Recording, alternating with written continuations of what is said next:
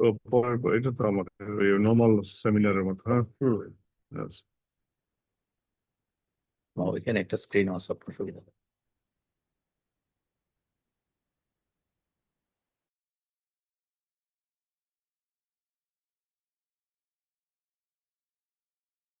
English Bangla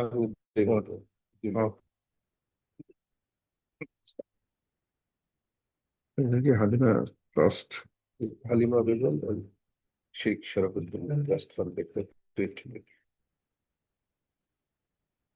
Assalamu alaikum. Bismillahir Rahmanir Rahim. I welcome you all from Halima Begum and Sheikh Sharafuddin Trust Fund Lecture 2025. Those who have attended this lecture, and on behalf of the society, I welcome you all. So you have taken the trouble to come over here to actually listen to the lectures, and Professor Dr. Tofazzal Hussain is a very eminent scientist. Tofazzal Islam is an eminent scientist, and possibly you will learn a lot from his lecture. So I have gone through his CV, so he very enlightened person. So I now want to ask the convener, Professor Dr. MD Abdul Rahim, to conduct the program. Thank you. Thank you, sir. Thank you very much. Nice time. Address of welcome. Ladies and gentlemen, Halima Begum and Sheikh Sharafuddin Trust Fund Lecture 2025. Honorable Chairperson of today's program and member of the Trust Management Committee, Professor Muhammad Mujibur Rahman. Our Chairperson of today's Trust Fund, Professor A.K.M. Abdul Hannan Bhuya, is currently unwell, so we pray for his speedy recovery. Our guest speaker, Professor Muhammad Tofazzal Islam, nominees of the Trust Fund, Mr. A.R.M. Al-Hadi Sharafuddin and Mr. Ahmad Nabil Sharafuddin and their family members. Honorable President and General Secretary of the Asiatic Society of Bangladesh, respected council members, distinguished fellows, members of the society, journalists, guests, and members connected through the Zoom platform, I, on behalf of the society and the Trust Fund, welcome you to the Halima Begum and Sheikh Sharafuddin Trust Fund Lecture 2025. Ladies and gentlemen, Dr. A.M. Sharafuddin established the Halima Begum and Sharafuddin Trust Fund at the Asiatic Society of Bangladesh in memory of his late parents, Principal Sheikh Sharafuddin and Mrs. Halima Begum, on 20th June 1991. 29th June 1991. The objective of the Trust Fund is to promote research within the broad area of science and technology.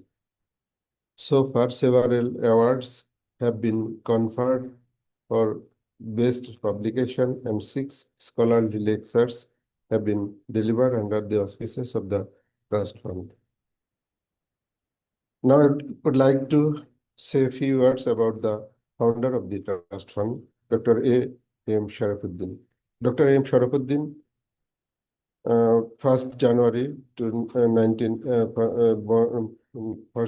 1930 to 30th November 1998, was a distinguished educationist, administrator, and science writer from Fulbari, Shirazganj.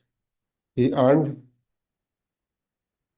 an MSc in Physics 1953 from University of Dhaka, and later completed an MA 1960 and PhD 1962 in education from the University of Chicago. Beginning of his career, as a college teacher, he went on to serve in several key roles, including Secretary of the Ministry of Science and Technology, Director of Education Extension Center, Director of Public Instruction and Counselor Education and Cultural in different embassies. After retirement, he worked as Chief Advisor to the ADB UNDP Secondary Science Education Project. Sharafuddin made major contributions to science education in Bangladesh and Bengali and played a leading role in popularizing science among young readers. He authored 28 books, including Bigyan o Manush, এ যুগের বিজ্ঞান, and বিপন্ন পরিবেশ. For his contributions, he received numerous prestigious awards such as the Independence Day Award, Ekushe Padak, Bangla Academy Award, and UNESCO's Kalinga Award. He also served as chief editor of the Bigyan Bishwakosh and was actively involved in various socio-cultural organizations. He was fellow and president of the Asiatic Society of Bangladesh and president of Bangla Academy also. Until his death, he chaired the National Encyclopedia of Bangladesh project. Ladies and gentlemen, I would like to introduce today's speaker, Dr. Mohammad Tafaddal Islam. Dr. Mohammad Tafaddal Islam, born 20 December 1966, Brahmanbaria, is a leading Bangladeshi academic and founding director of the Institute of Biotechnology and Genetic Engineering, IBGE, at Gazipur Agricultural University, GAU. A pioneer of climate-smart agrobiotechnology, he focuses on genomics, genome editing, and computational biology to strengthen food security. He obtained BSc AG honors and MSc AG both with first position from Bangladesh Agricultural University, followed by MS and PhD degree from Hokkaido University. His postdoctoral research at University of Göttingen, University of Nottingham, and West Virginia University was supported by major international fellowships. He also served as a visiting professor in China and Japan and as an international consultant. Professor Islam established IBGE as a center of excellence, securing over $20 million in global research funding. He gained international recognition from identifying the origin of 2016 wheat blast pathogen and developing CRISPR-based rapid diagnostic tool. His recent research includes genome sequencing of jackfruit and muslin cotton. Studies on Hilsha microbiome and discovery of bioactive compounds. With an ACE index of 62 and over 15,500 citations, he has published extensively in leading journals. A fellow of several prestigious academics, he has received numerous international awards. Currently, he serves as dean at Gazipur Agricultural University and as mentioned over 100 research and mentored over 100 researchers. Now, I would request Professor Mohammad Tafaddal Islam to deliver his lecture on biotechnological innovation for food security and bioeconomy of Bangladesh. Hope you will enjoy this lecture very much. Thank you. Thank you very much for patient hearing me. Thank you very much. Assalamu alaikum.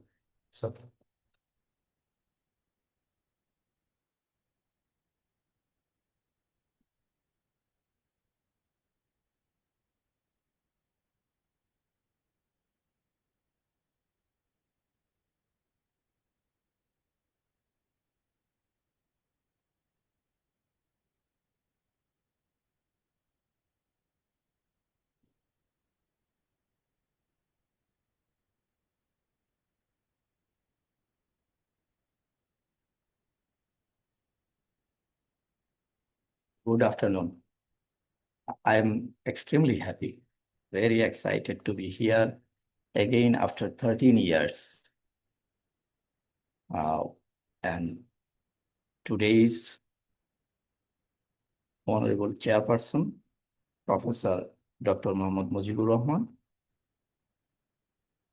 Chairperson Halima Begum, and Sheikh Sharfuddin Trust Fund Lecture 2025. Honorable Professor Dr. Mohammad Abdul Rahim, Convener, Halima Begum and Sheikh Sharfuddin Trust Fund. I have profound respect to the Halima Begum and Sheikh Sharfuddin for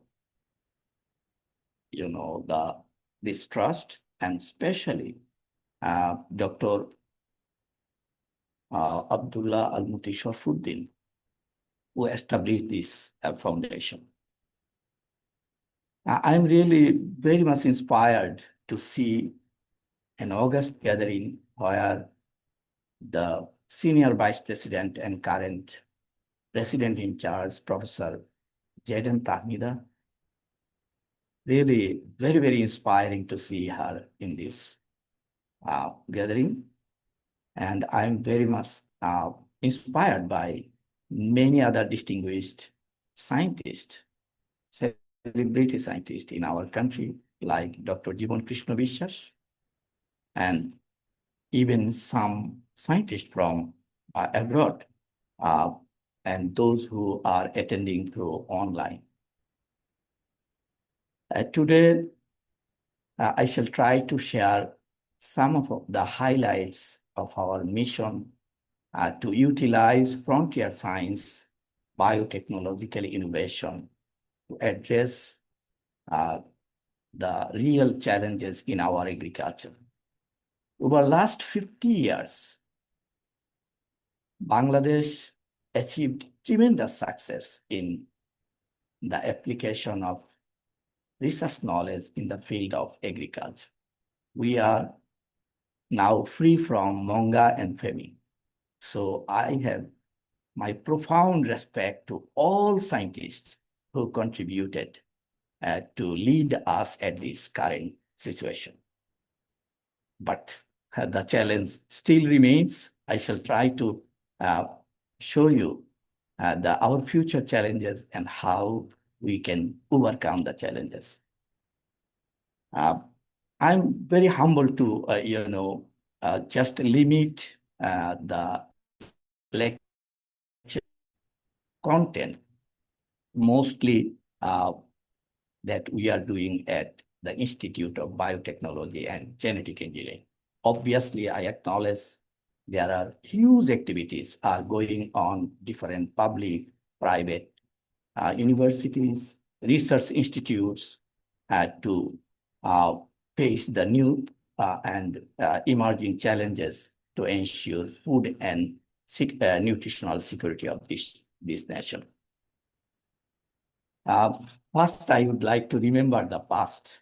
This is the invitation letter which was distributed for my previous lecture in 2013. And that lecture was funded by Finance Foundation. And I truly,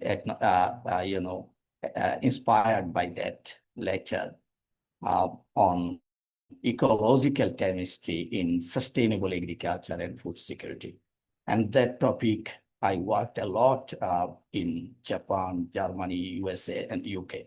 I shared some of my, research findings at that conference. So after 2013, what we are doing in agricultural science and biology, I shall try to share today. And this is today's lecture invitation. Before I start, I would like to inform you that I'm highly blessed to be a member of a public university, Gazipur Agriculture University, which was formerly known as IPSA, Institute of Postgraduate Studies in Agriculture. And this university, over a decade, became one of the top universities in Bangladesh for its research excellence and technology. In any international ranking, it is among the top or second or third. So this university has some unique feature. There is no student politics or teachers politics. You cannot find a star on the wall of any building or laboratories. 100% students are engaged. Even undergraduate students are engaged in research, a truly research-based university. So I profoundly acknowledge and give the credit to that university allowed me to come up to this position. And before I start the lecture, I must express my sincere gratitude to some of the great personalities who mentored me to be here. First, my PhD supervisor, Satoshi Tahara. He actually supervised my master's, PhD, as well as postdoc at Hokkaido University. Second, he was the associate professor at that time, Professor Yusuke Hashidoku, in the same lab. And next, I would like to express my gratitude to Professor Andreas von Tiedemann of University of Göttingen. I spent 2 years at that very famous university, which is the house of 60 Nobel laureates. So he was my supervisor.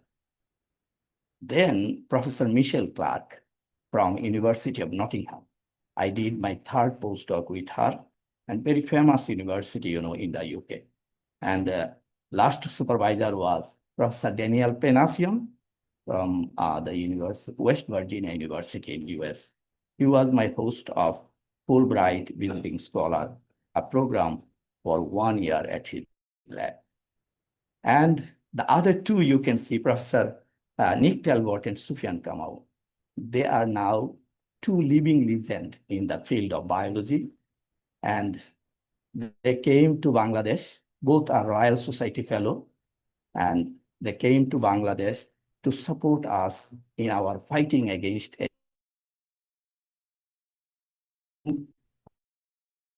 epidemic outbreak of wheat blast are still with us. I only express my gratitude. And last gratitude, I would like to express my student collaborators.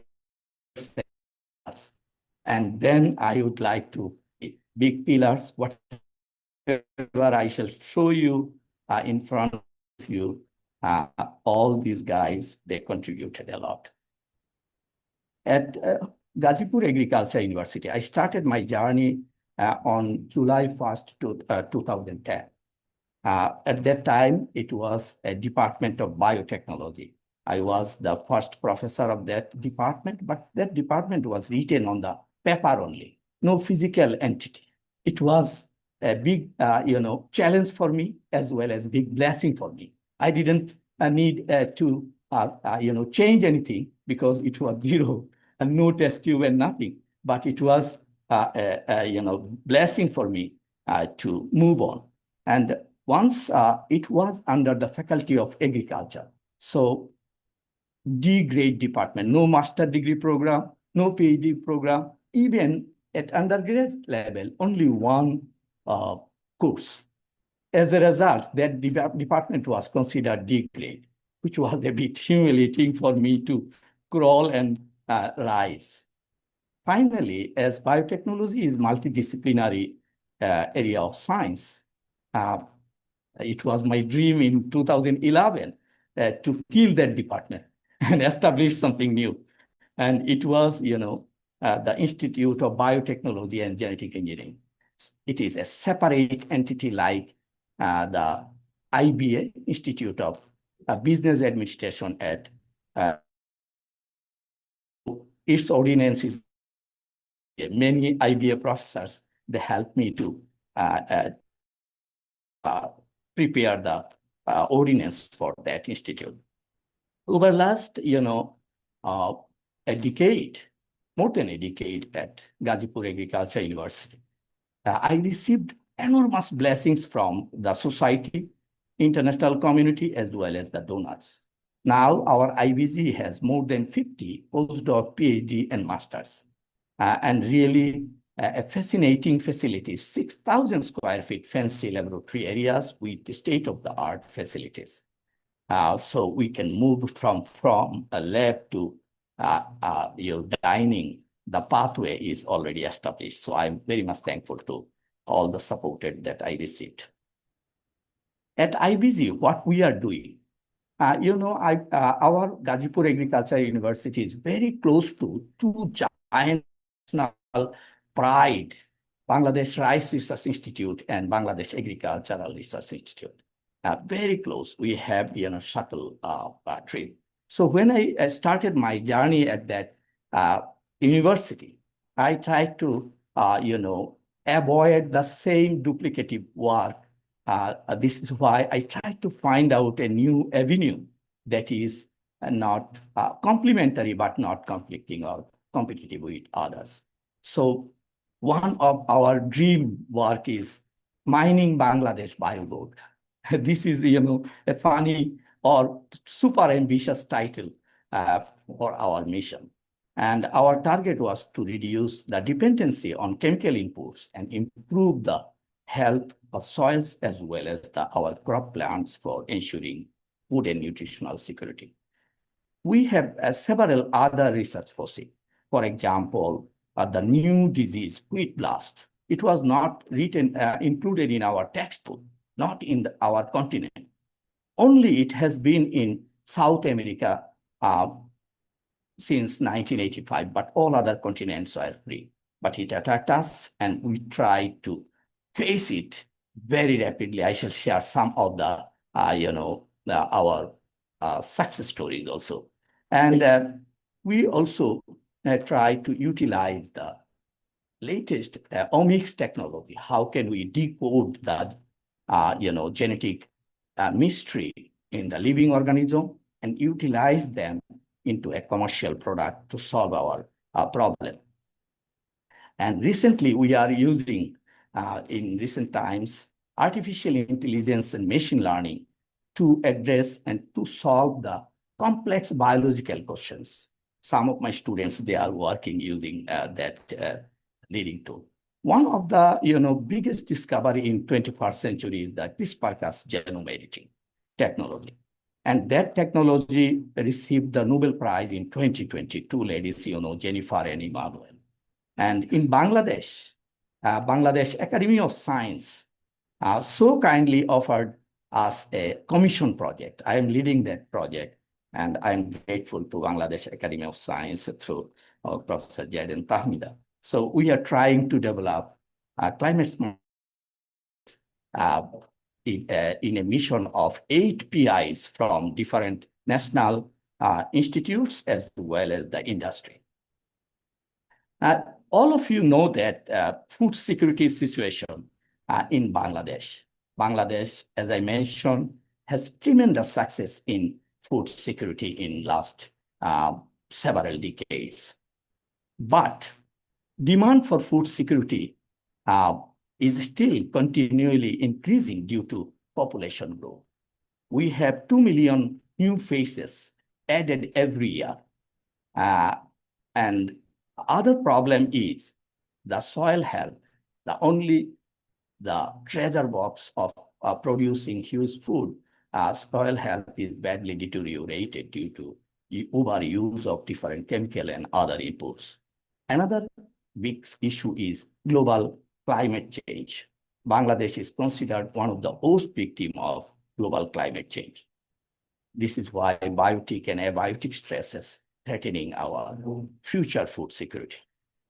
One of the approach could be the biotechnological innovation, and we are working on it. Now, I would like to a little bit define what I mean biogold. Bangladesh biogold. Bangladesh is the vast and rich reservoir of terrestrial and marine biodiversity indigenous to Bangladesh, which I term as biogold. We have not mineral resources, petroleum, gold, and other things. But this living, or renewable terrestrial and marine biodiversity, I think a big reservoir of gold. Biogold represent an untapped biological of unique genetic resources, including indigenous crops, medicinal plants, beneficial microorganisms, and that can harness to promote our economy. And we are mining, many of us are mining this biogold. And what is mining biogold? The systematic application of advanced biotechnological approaches, such as genomics, CRISPR genome editing, field pathogenomics, computational biology, to discover, characterize, and harness indigenous treasures to utilize them for solving the problem and boosting the our bioeconomy. Here, one of the image you can see, Dhakai muslin. 200 years ago, this heritage was lost. Now we are on the way to revive this muslin. It is unique in this world. Jackfruit is our national fruit, but it is not yet been commercialized. Bangladesh is second highest jackfruit producing country, but 60% of the produce in the monsoon season, they are waste. This is why one of our target to understand the year-round jackfruit variety developed by Bari Bangladesh Agriculture Research Institute, so that we can grow jackfruit year-round. Many crops we are growing now year-round. Another, our national treasure, national fish, hilsa. Very interesting is that hilsa fish never been affected by any disease. There is no report in 100 years. How it is possible? No living organisms in this earth are free from the disease. So this is mysterious fish. You see our rivers are polluted hugely. But even though we are getting a healthy hilsa in our rivers, and this fish is an anadromous fish. Part of its life, it passes in Bay of Bengal and then comes to our rivers, Sunamganj, even Rajshahi. So our target was to understand why it is so immune, although our aquaculture system is facing serious problem of diseases. One of the hypotheses of our team is the gut microbiome of the hilsa. They are the treasure box, offering it to be smart fish, even in the polluted environment. And we are very rich in probiotic bacteria. Probiotic bacteria, I shall tell you later on, they are the beneficial bacteria present in our gut system, as well as other organisms, especially in human. You will be wondered to know that an adult human carrying 3 to 6 pounds of probiotic microorganisms, and they are the real player of your guts, your gut-brain axis, your fitness and smartness. Nowadays, probiotic bacteria is considered the second brain of human. Why not for other cases? This is why we are progressing this. So gut bacteria, as I mentioned, 3 to 6 pounds in our gut. Analogous to human gut, we consider that plant as eukaryote, they also carry similar beneficial treasure box, that is microorganisms. In our laboratory, we identified more than 7,000 plant probiotics from different native plants, and they are being screened in the laboratory. And we found that they are really powerful tools of biofertilizer, biopesticide, or biostimulant. Here, out of 7,000, we found some of the members of the probiotic bacteria we discovered from the rice seeds that can promote the growth and development of rice plants. We tested them in the lab, greenhouse, and then went to the field. These images that you can see, they are in the farmer's field in Chinaidoho. We also tested in Kapasia. Here you can see very clearly, 50% cut of NPK fertilizer, we can grow same yield. How? we then did a lot about to know the mechanism. They can fix atmospheric nitrogen. They can solubilize nutrient from the soil, tropical soil. Most of the nutrients are fixed for, and they can also promote the plant growth by triggering gene expression as well as phytohormone production. So all the mechanisms already been discovered. And when we apply, they can colonize on the plant root. And here you can see simple by using Delphtia, Bacillus, and Serratia, Parabarcholderia. By reducing 50% of NPK fertilizer, we spent nearly 3,000 crore taka for fertilizer subsidy every year, and all the fertilizers we bring from other countries.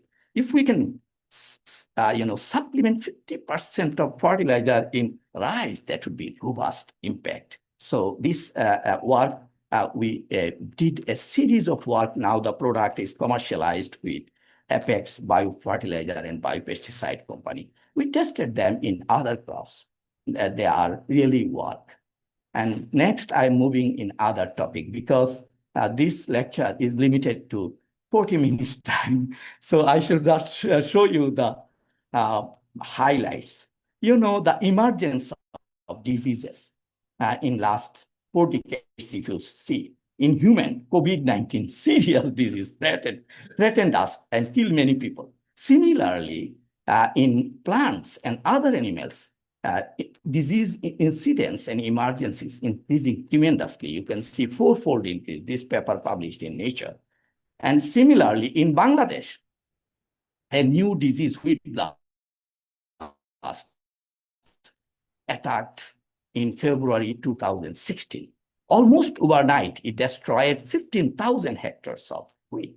And here you can see our scientists are inspecting a field, green plants, all the spikes dry, and they are free from any grain.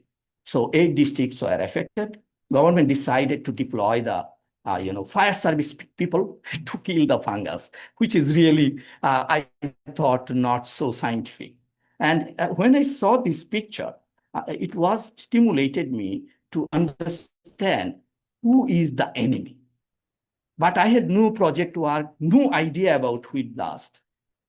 But I had my strong will to try utilizing my past background. I spent 12 years in 4 developed countries.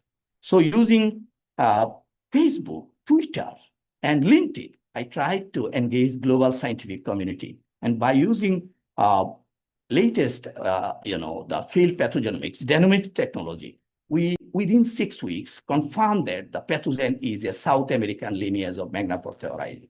To engage the global scientific community, I'm a small fry in Bangladesh, but Weekly Nature, they supported my idea and published it.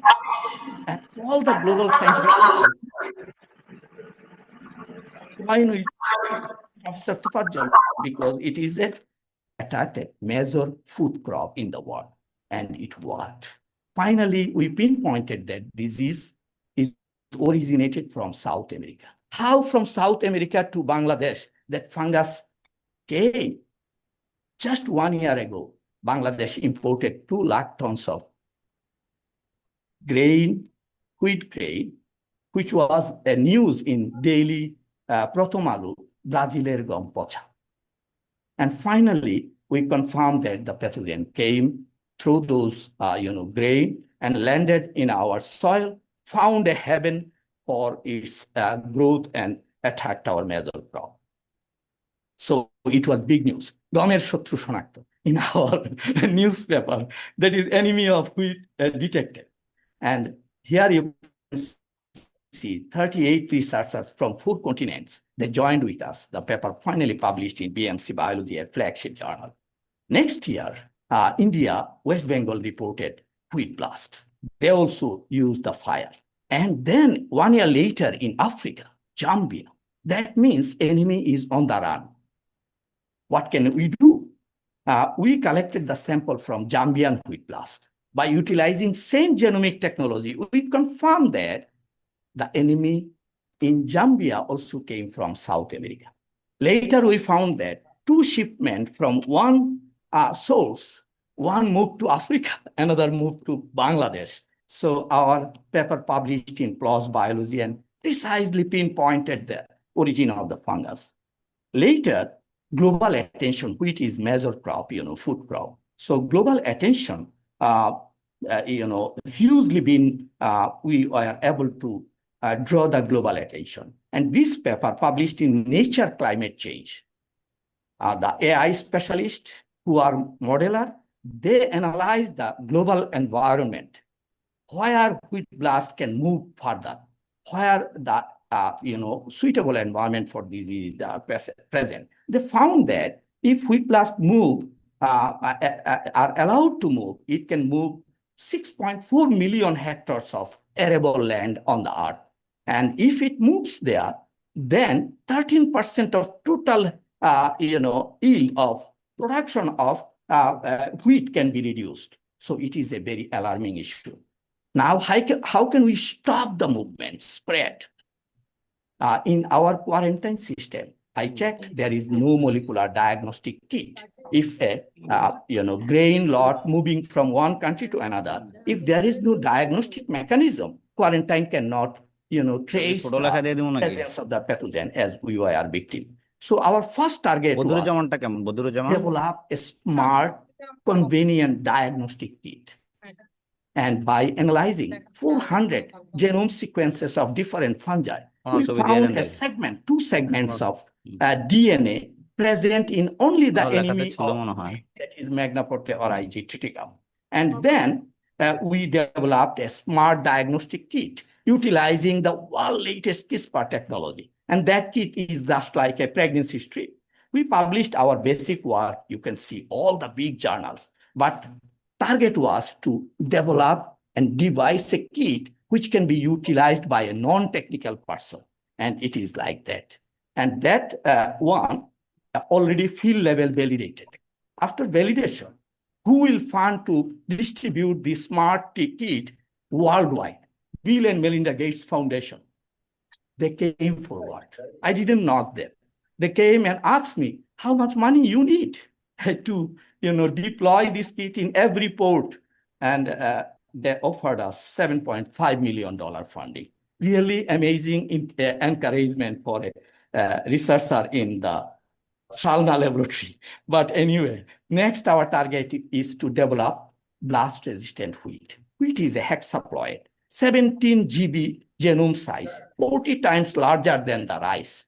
Very complex to engineer because each gene has 6 copies. So how can we target to develop a blast-resistant wheat? We then did and tried to find out the negative regulator in the wheat, which we call S gene. And this guy, Abul Khair, he graduated from Göttingen University and now doing PhD at Max Planck Institute of Molecular Biology. Originally graduated from Noakhali Science and Technology University. From distance, he joined with us by using machine learning and AI. We discovered 4 genes that are very useful. If you can knock out those genes, then pathogen cannot recognize the wheat. This is really amazing progress and fundamental discovery.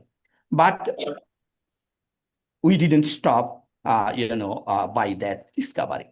We tried to find out, are there any R gene, resistant gene, that we can deploy into our variety?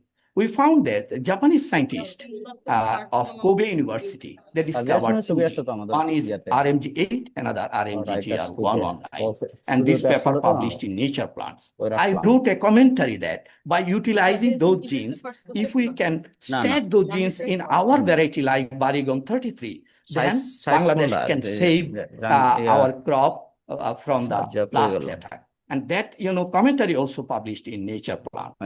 And finally, we got those 2 genes I will show you later on. But when RMG8 gene was cloned, our question is, if we deploy this gene in our variety, does it really work in the field? This is why we utilized the technology of AI.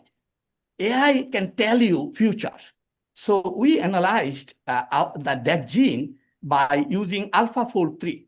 AlphaFold 3 discovered by John Jumper. He is a scientist of Google, DeepMind. He got Nobel Prize recently. So we use the latest AlphaFold 3 technology. And then we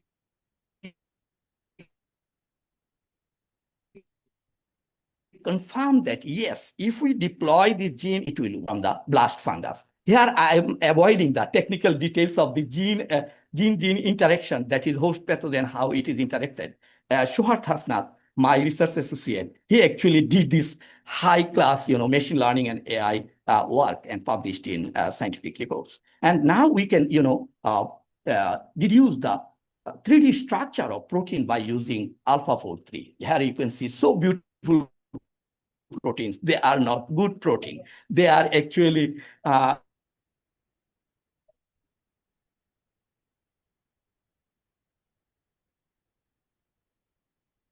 we integrate into our variety Barigum 33, because this variety is developed by our scientists in collaboration with CIMMYT, which can resist the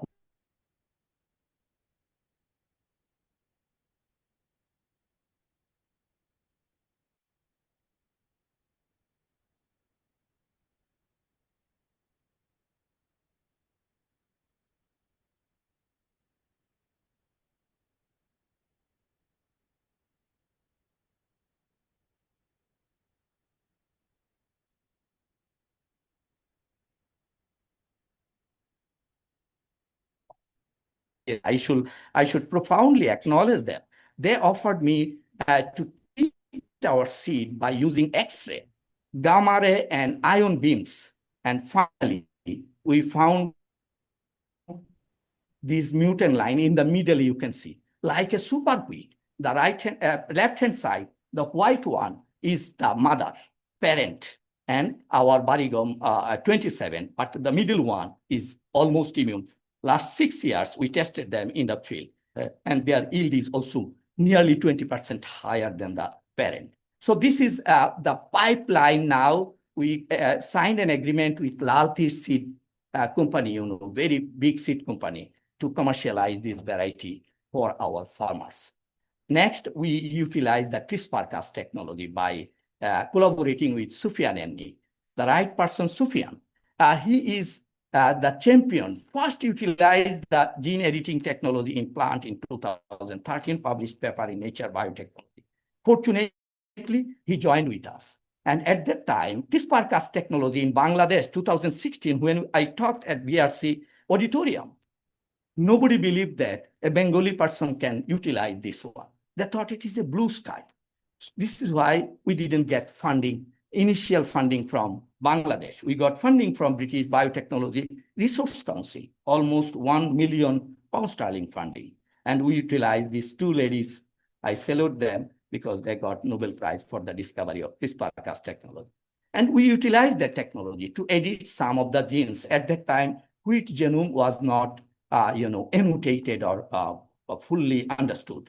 This is why we targeted some gene orthologous to the rice, but our final outcome was not as we expected. We thought immune plant, but you can see here, they are partially resistant. Partially resistant is not good at all. This is why we still struggling to edit the wheat. And now I'm moving another topic, that is biological control of the wheat blast disease in the field level. As I mentioned, Bangladesh is rich in.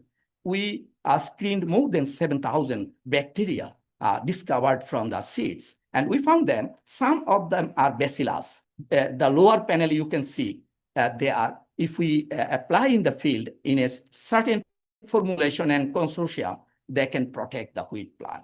And what is the mechanism? We found that 3-methylpentanoic acid, a small molecule involved in protecting the wheat produced by the bacillus. And this is a patented molecule. And interestingly, how does it work? It targets the UDP glucose 4 isomerase, an enzyme essential for generation of the energy and cell wall formation of the fungus, but it blocks it. One interesting point is that 3-MP, 3-methyl pentanoic acid, a small molecule. It has been used as a flavor agent in the food industry for last 40 years, but nobody knew that it is an antifungal compound. But we found it through a systematic study. Good point is that it is edible by human, so there is no question of toxicity we can apply in the field level. Another point is that it is commercially available as a cheap source, but new biological function as a weapon for controlling the wheat blast. After this, I'm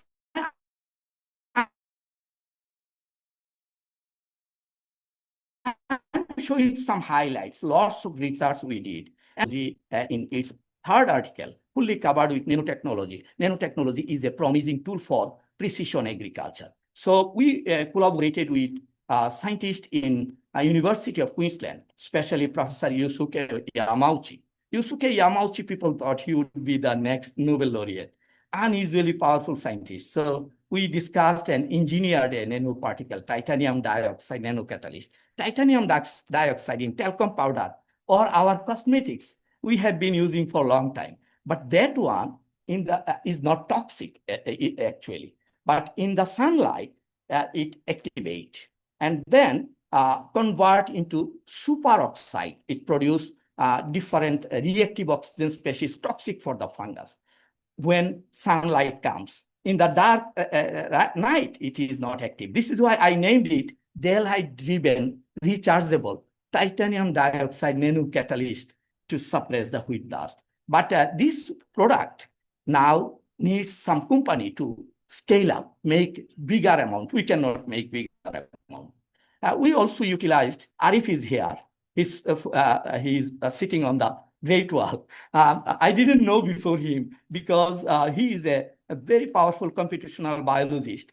He once knocked me, sir, I want to do something with you tackling the wheat blast. So he utilized his, computational biological tools to screen globally discovered natural products to find a powerful natural product which is safe for controlling the wheat blast. This paper published and we found some very interesting molecules. Now I am moving another phase, that is our another biogold is jackfruit, I believe. Jackfruit, it has been in our continent for a long time, but this jackfruit, Barikatal 3, it was discovered in the Ramgarh jungle of our Chittagong Hill Tracts. That tree, whenever you visit, you can find 200 fruits from flower to ripen one. Yeah, a magic plant you cannot find in anywhere in the world. They are released as understand what is the secret of that jackfruit by sequencing the whole genome and doing the other pangenome, comparing with other jackfruit. We found that it has, 6-fold higher number of flowering genes that help it to flower year-round without caring about the day length and others. So we are trying to make a biomarker so that it can be commercialized. Our horticulture department and KZF-funded project, Mr. Jilur Rahman, Dr. Jilur Rahman of Bari, they developed grafting technology, large-scale, dissemination of this grafted jackfruit to the farmers. So it is moving forward. As I mentioned, Hilsha microbiome is a mysterious one. And we first did the metagenomic study to understand who are there in the Hilsha gut. Finally, one of my students, he isolated 100 bacteria from the Hilsha gut, and some of them are completely new in the eukaryotic organisms. And we are now, we already sequenced them by using different smart sequencing facilities. And this is one ongoing work. Our target is to make a formulation, a probiotic formulation to use in the aquaculture industry. Another point, very important point, I am at the end of, nearly end of my journey, that is Bangladesh is a small land. Population is very high. If we consider the population density, except Singapore and Hong Kong, we are champion. this is really amazing, but we are nearly 200 million people. We are surviving on this land. Land is decreasing very much. The most alarming one is due to intensive crop cultivation, our soil health is badly deteriorated. We consider our, rice production increased fourfold in last 60 years. But if you consider fertilizer use, it is 57 times increased. If you consider the pesticide, several, more than 30 times increased, and all are going to the soil. And soil microorganism, that of soil, badly deteriorated. This is why our team tried to understand the, microbiome diversity in different agroecological zones. And this is the first map we prepared. And we found the link to the content in the soil, directly linked to the microorganism. For example, in the soil where high methanogens, soil organic matter is much less because methane emission is very high. So why we did this one? This is the test.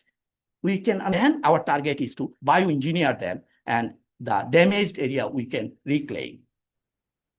Last topic, possibly historical one. The Dakai muslin. 200 years ago, it was extinct. But few years ago, Rajshahi University professor Munjur Hussain led a project, and many other scientists joined. They rediscovered the lost Phutycarpus from Cappadocia and some other places. They compared with the all botanical data and found that it is really the genuine one.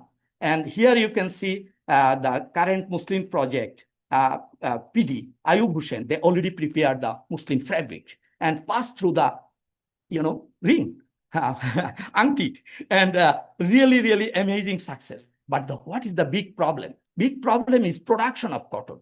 From a tree, you can get few grams per year. It is a wild type, undomesticated plant. But my job is to make it, highly productive and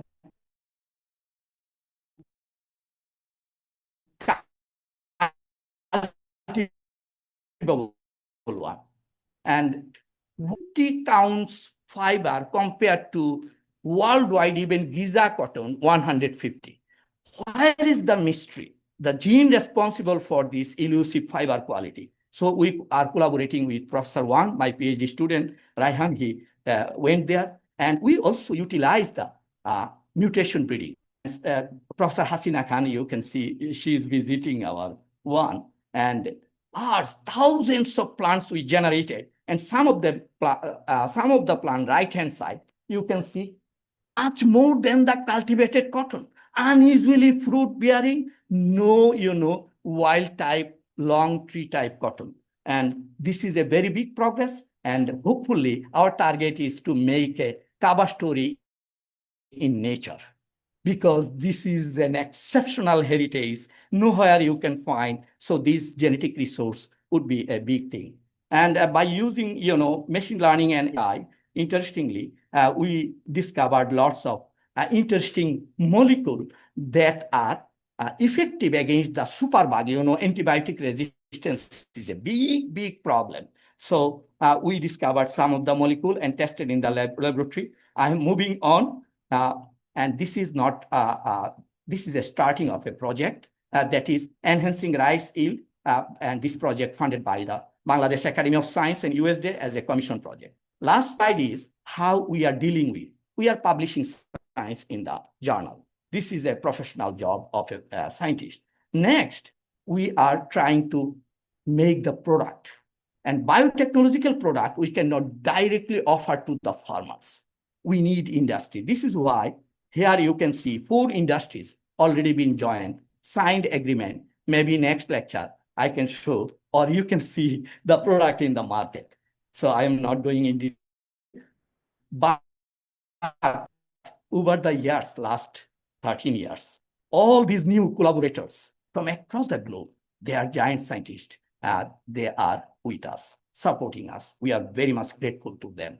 And finally, I'm very much thankful to the Halima Begum, and Sheikh Sharfuddin Trust Fund, and obviously the Asiatic Society for inviting me to talk some of our work that have been triggered by young minds of our soil. And I'm thankful to my students, my team members, numerous national and international collaboration. And if you look the logo of so many world best donors from World Bank to Bill and Melinda Gates Foundation, they are supporting us, our funding group. So we are grateful. Thank you so much. Well, thank you, Dr. Fazal, for your nice presentation. I think you have covered a lot, starting from wheat blast up to the muslin plant. So you have gave us very insight about the wheat blast and how did you recover the disease. I think this is resistant plant. In fact, blast resistant. And also, you have given us insight into how we can produce jackfruit throughout the year, and the Hilsha microbiome. We also worked on the Hilsha microbiome, and also the soil health. That is, you have worked on the soil microbiome because it is deteriorating day by day because of the extensive use of chemical fertilizer. So I think we can now open it for questioning. So if anyone is interested to ask any questions, so you are welcome. So Can I take 1 minute from Australia? আসসালামু আলাইকুম to speak about this? আমার নাম আশা ইসলাম নাইম, আমি ইতিহাস বিভাগের অধ্যাপক ঢাকা বিশ্ববিদ্যালয়ে। তা আমি যখন এই গত লেকচারে যখন এই প্রফেসর রহিমের কাছে শুনলাম যে আজকে এই টাইটেলটা হবে, আমি ভেবেছিলাম যে সায়েন্স তো আমি বুঝি না, সায়েন্সের লেকচারে এসে কি হবে। কিন্তু ওই যে ফুড সিকিউরিটি যে আছে আপনার এখানে, এই জন্য ইন্টারেস্টেড হলাম যে আচ্ছা ঠিক আছে, আমাদের বাংলাদেশের মানুষের ভবিষ্যৎ কি একটু জেনে আছি। কিন্তু আমি অবাক হয়ে গেলাম যে মানে আমি যে সায়েন্স বুঝি না, তারপরেও আপনার লেকচার এতটাই লুসিড ছিল, এতটাই চমৎকার ছিল যে আমার কাছে এখন মনে হচ্ছে যে আরো আরো আপনাকে প্রতি মাসেই যদি আমরা আনি এবং প্রতি মাসেই যদি আমরা আপনার কথা শুনি, তাহলে আমাদের আরো ভালো লাগবে। তো প্রফেসর রহিম আগেই বুঝে গিয়েছেন আমি মুসলিম নিয়ে জানতে চাইবো, যে আমি জানতে চাইবো যে এই মুসলিমের শাড়ি আমরা আবার আবার পরতে পারবো কিনা, বা মুসলিম কাপড় আমরা আসলেই আমাদের মানে কেনার আওতার মধ্যে আসবে কিনা, সেটা একটা প্রশ্ন ছিল। আরেকটা প্রশ্ন ছিল যে জ্যাকফ্রুট কে আপনারা টার্গেট করেছেন, কিন্তু ম্যাঙ্গোকে টার্গেট করলে বেটার হতো না? সারা বছর ম্যাঙ্গো খেতে পারলে বেটার হতো না? সো আপনাদের আপনাদের সেই ম্যাঙ্গো, আমাদের এই স্পেশাল ফ্রুট ম্যাঙ্গো আপনাদের প্ল্যানের মধ্যে আছে কিনা? বিকজ জ্যাকফ্রুটের প্রতি খুব একটা আকর্ষণ বোধ করছি না, বা আকর্ষণ বোধ করছি ম্যাঙ্গোর প্রতি। ধন্যবাদ। আসসালামু আলাইকুম madam. G, Honorable Chairman, can I speak for 1 minute from Australia? Assalamu alaikum, sir. Sir, Walaikum Assalam. sir, shall I ask in English? Okay, sir, I'm Mahid Imran. I'm working in a private organization. So it was a brilliant lecture, first of all, and I've learned a lot of things. So I have some, well, regarding the title, I'm not going to go beyond the title. Sir, you mentioned about the food security. So one thing is, still in newspaper, we see that in average in every year, we have to import lots of paddies. And we have to bring rice, whether from Vietnam or from Myanmar or from other countries, and particularly wheat, and especially from India, Brazil, and other countries. So what is the, ultimate goal that we have seen a lot of people, those are scientific, non-scientific, coming from the development sector, working for the development of wheat. So how long is far we can go to be self-sustained in the field of wheat producing in Bangladesh? Do we have enough space? And one more thing is, how about you mentioned about the Chittagong hill tracts that you found a jackfruit kind of, a species of jackfruit at the Chittagong hill tracts. So can't we make the entire Chittagong hill tracts and divide it as a haven or as a or you can say paradise for the agrarian sector? That's all what I'm supposed to ask. I mean, regarding the biosecurity concern. Thank you, sir.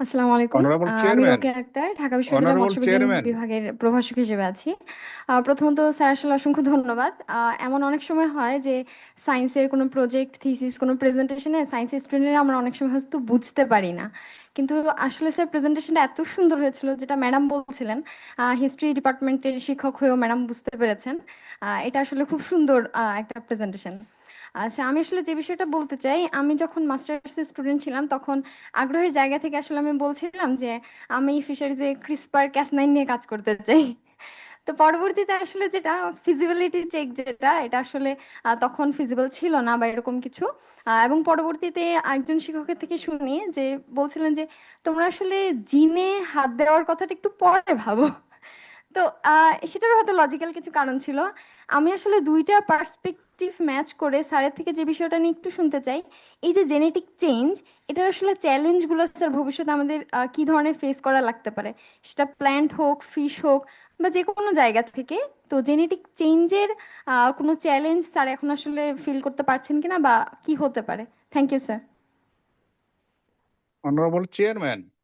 Honorable Chairman, I am Professor Afzal Hossain from Australia.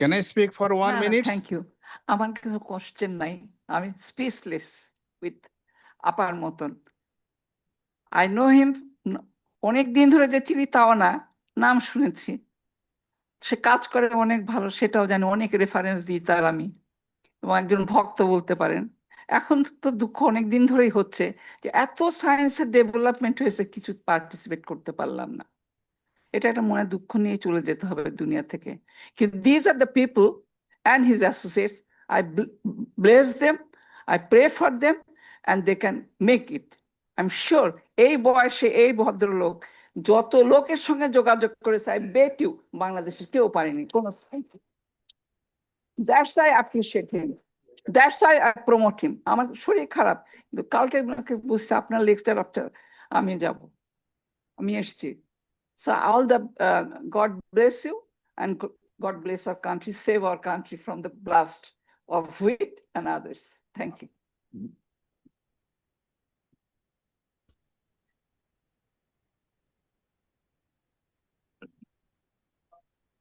Thank you basic সোসাইটির একজন life member একজন গবেষক এবং অধ্যাপক তো ওনার যে প্রেজেন্টেশনটা অত্যন্ত হাই লেভেল সাইন্টিফিক প্রেজেন্টেশন এবং এখানে একটা জিনিস আছে ফুড সিকিউরিটির যে বিষয়টা দুই তিনটা কম্পোনেন্ট আছে যেটা ফুড সিকিউরিটিকে কনস্টিটিউট করে availability of food accessibility of food etcetera etcetera something else কিন্তু আমরা যেটা অ্যাপ্লাইড ওরিয়েন্টেড ভাবে যদি জিনিসগুলোকে চিন্তা করি যে আমাদের এই ধরনের সাইন্টিফিক ইনোভেশন গুলো আমাদের এই বাংলাদেশের ফুড সিকিউরিটিকে কেন সিকিউরিটি দিতে পারছে না এটা আমার একটা মৌলিক প্রশ্ন তার কারণটা হলো আমরা সবসময় বলি যে we are self sufficient in food but very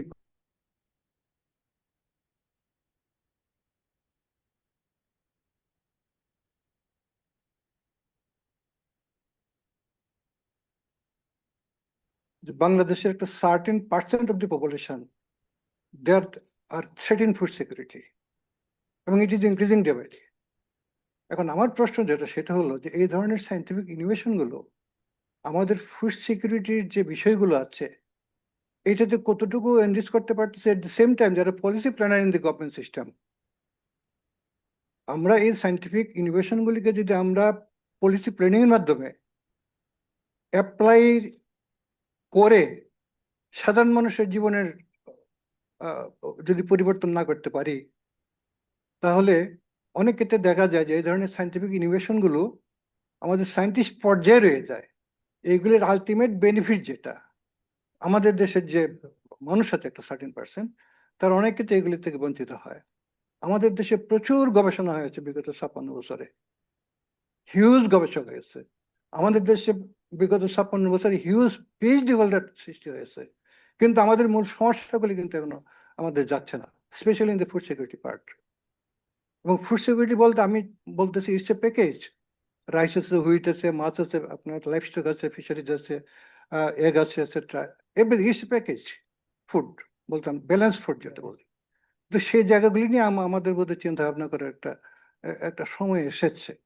আমরা রিসার্চ করতেছি, it is okay, it's a good paper, scientific paper presentation is okay, nice, এবং এটা আমাদেরকে আরো ইন্টেলেকচুয়াল কিউরিসিটি ডেভেলপমেন্টের জন্য অনেক অবদান রাখবে। কিন্তু এটার অ্যাপ্লিকেশনটা কি হবে, বা এটা কিভাবে অ্যাপ্লাই করে পলিসি প্ল্যানারদের কাছে আমরা কিভাবে নিয়ে যাব, এবং তারা কিভাবে অ্যাপ্লাই করে আমাদের সাধারণ মানুষের জীবনের পরিবর্তন নিয়ে আসতে পারবে, এই জিনিসগুলি নিয়ে ভাববার একটা সময় এখন এসেছে। এবং এই বিষয়গুলো যেহেতু উনি অ্যাপ্লাইড, উনি যেহেতু পুরোপুরি বায়োটেকনোলজি, এগ্রিকালচারাল সায়েন্সের ব্যাপার, সোশিও ইকোনমিক ইস্যু যেগুলো আছে, ইকোনমিক ইস্যু যেগুলো আছে, মানুষের যে বেসিক প্রবলেম, তো সেইগুলির দিকে যদি একটু নজর দেওয়া যায়, যেহেতু এখানে বলা আছে বায়ো ইকোনমি, ফুড সিকিউরিটি, কাজে এই জিনিসগুলো কিন্তু এখানে প্রাসঙ্গিক। Thank you all.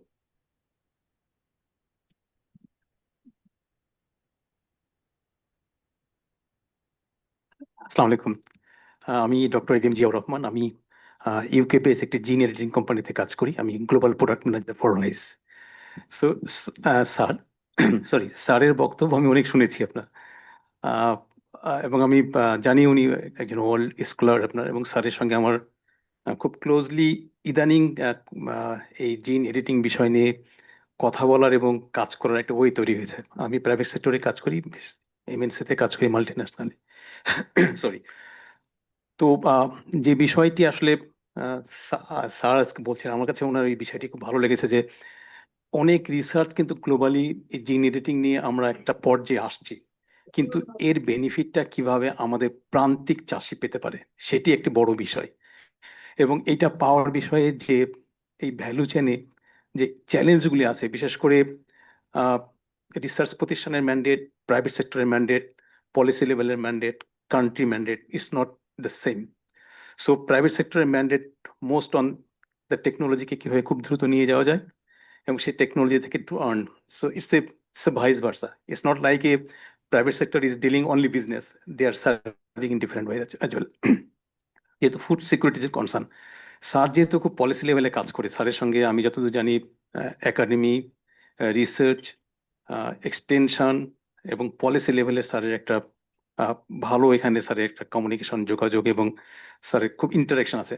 তো এই জায়গাটায় আমি একটু স্যারের কাছে জানতে চাইবো আজকে, যেহেতু নট ফর মি, আসলে আমি অনেকটা ইনভলভ, ফর দ্য অডিয়েন্স, যে আমাদের আসলে প্রাইভেট পাবলিক সেক্টরে কাজ করার প্রতিবন্ধকগুলি কি, কেন এই ইনোভেটিভ টেকনোলজি যেটা অলরেডি প্রুভেন, কেন এটা এখন পর্যন্ত কৃষকের দোরগোড়ায় যাচ্ছে না, হার্ডেলগুলি কি, এবং আমি স্যারের কাছে জানতে চাইবো একটা ডিরেকশন, যাতে কিভাবে এটাকে খুব দ্রুত নিয়ে যাওয়া যায়, যাতে আমাদের food security is concern, specially for blast in wheat. Similarly আমরা জানি যে আমাদের স্ট্যাপল ফুড হচ্ছে রাইস, এবং similarly blast is a big challenge also rice, not only in Bangladesh, globally. আমি যেহেতু ব্লাস্ট রেজিস্ট্যান্স নিয়েও কাজ করছি রিসেন্টলি রাইসের, সুতরাং আমি এটা একটা বিগ কনসার্ন এনি টাইম, এটা কখনো প্যান্ডেমিক আকারে আসলে। So how we can tackle this, তার আগে থেকে আমাদের কি প্রিপারেশন, এবং সেখানে বায়োটেকনোলজি রিসার্চ কিভাবে কমপ্লিমেন্ট করতে পারে, সেই বিষয়টা আমি স্যারের কাছে একটু হাইলাইট করতে বলবো। Thank you so much.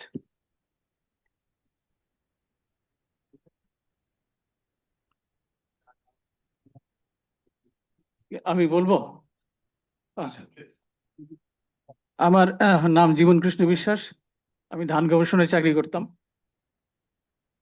তো আসলে যে কথাটা হচ্ছে, আমরা যারা কৃষি বিজ্ঞানে কাজ করি, আসলে কৃষি বিজ্ঞান হলো প্রায়োগিক বিজ্ঞান। আর প্রথমে হলো বেসিক রিসার্চ, তারপরে ইউজফুল ইনফরমেশন সেটা কাজে লাগানো হয়। আমাদের প্রফেসর তোফাজ্জল, আমি মনে করি যে বায়োটেকনোলজি মানে অনেকটাই বেসিক, তারপরে উনি চেষ্টা করছেন ইউজফুল, এবং পরবর্তীতে প্রায়োগিক বিজ্ঞানের কথা চিন্তা করা হচ্ছে। আসলে বিষয়টা খুব কঠিন, যে কথাটা হচ্ছে এখানে, যে কবে এটা প্র্যাকটিক্যালি আমাদের কাজে লাগবে, তাই না? এখানে একটা বিষয় প্রসঙ্গত বলতে হয়, আমার মনে হচ্ছে 2015 কি 16 সালে আমাদের একটা সেমিনার ছিল, তোফাজ্জল ওখানে ছিলেন মনে আছে না? তখন আপনি বলছিলেন যে আমরা এনপিকে এর বিশেষ করে নাইট্রোজেনের ইউটিলাইজেশনটা 50% কমাতে পারি, তাই না, এই প্রোবায়োটিক দিয়ে। 10 বছর হয়েছে, এখনো কাজ চলছে। আমাদের সায়েন্স আছে, বিজ্ঞান আছে, মেধা আছে, বুদ্ধি আছে, কিন্তু এখন আমরা মাঠে নিতে পারতেছি না। এটা আসলে রিস্কও বটে। এটা যে নেব, এই যে ন্যানো টেকনোলজির কথা বলা হয়, ন্যানো টেকনোলজি, এটা এই যে এখন আবার ইন্ডিয়া থেকে বলা হচ্ছে যে ন্যানো টেকনোলজি যতটা বলা হয় যে ইয়ে হতে পারে, আমরা ফার্টিলাইজার কাট ডাউন করতে পারবো, ততটা হয়তো পারবো না। বিজ্ঞান আসলে অনেক সময় খুব রিস্ক হয়ে যায়, এমনি খুব সূক্ষ্ম, আবার রিস্কও আছে, অনেক কিছু রিস্ক আছে। এই জন্য আমি মনে করি কাজ চলছে, চলতে থাকবে, আমরা সমালোচনা করব না, আমরা আশায় থাকবো যে একদিন আমরা এখান থেকে ভালো কিছু পাবো। এই জন্য আমি মনে করি যে আজকে যেগুলো প্রেজেন্ট করা হলো আমার কাছে বেশি ভালো লাগছে। অবশ্যই হুইটের ব্লাস্ট, ধানের ব্যাপারটা আসবে, ধানের আমাদের কয়েকটা ভ্যারাইটি আসছে যে ব্লাস্ট রেজিস্ট্যান্ট আসছে। আমি কয়েকদিন আগে সুপ্রিম সিটে গেছিলাম, ওরা দেখি আরো ভালো কাজ করতেছে। রাইস মিলের সরকারি প্রতিষ্ঠান, এবং আমরা ওখানে সিস্টেমের মধ্যে থাকি, আমরা ইচ্ছে করলেই পৃথিবীর বিভিন্ন জায়গায় যোগাযোগ করতে পারি না, একটা ইয়ের মধ্যে থাকা, আর গভর্নমেন্টের প্রেশার থাকে, ফলন বাড়াও, ফলন বাড়াও। প্রতি বছর 22 লক্ষ করে লোক বাড়তেছে, তারপরে প্রতি বছর আমাদের প্রায় 2 মিলিয়ন টন করে ফলন বাড়াতে হচ্ছে। এখন আমাদের কত, 40 মিলিয়ন টন আমাদের রাইস। হ্যাঁ, 4 গুণ, সে বলছে 4 গুণ, 4 গুণ, হয়তো সামনের বছর আরো 2 মিলিয়ন টন বাড়াতে হবে। এই যে প্রেশার, যার ফলে আমাদের সায়েন্টিস্টরা আসলে খুব দুশ্চিন্তায় থাকে। তারপরেও এই যে বিশ্ববিদ্যালয়ে যে কাজগুলো হচ্ছে, সে কাজ করতেছে আমাদের পাশেই। আমি মনে করি তার কাজ খুবই এনকারেজিং, এবং এটা মনে করেই আমি এখানে আজকে আসছি।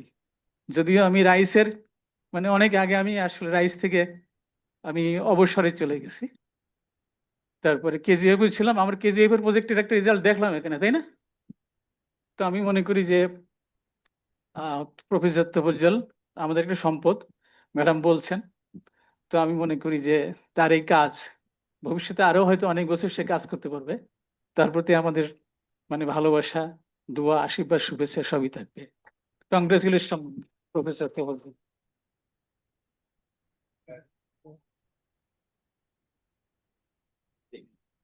আসসালামু আলাইকুম তোফাজ্জল স্যার এবং আমাদের মুজিব স্যার এবং আমাদের রহিম স্যার।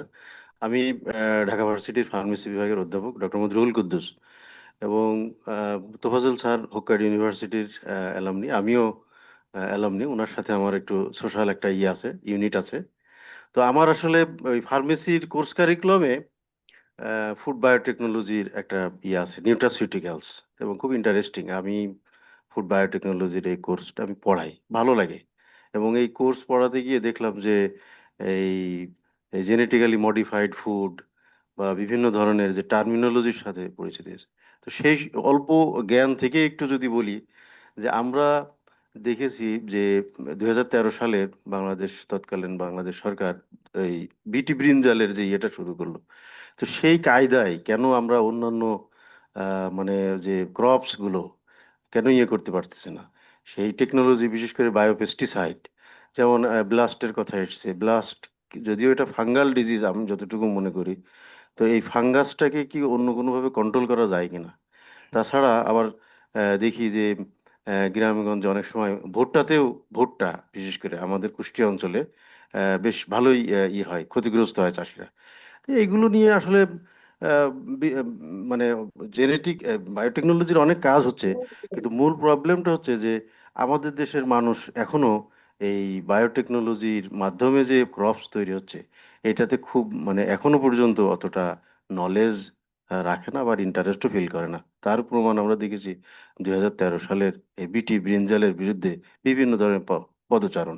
তো যাই হোক, এখন ব্যাপারটা হচ্ছে যে এইগুলোকে কিভাবে পপুলারাইজ করা যায়, আরো বেশি এই করা যায়, এই প্র্যাকটিসটা করা যায়, এই বিষয়ে স্যারের মুখ থেকে কিছু শুনবো। তো স্যারের অনেক খুব হাই ইম্প্যাক্ট জার্নাল দেখলাম, খুবই আসলে ওই যে কিছু অনুপ্রাণিত হইলাম, প্রেশার পেলাম যে কিছু করা যায় কিনা এরকম।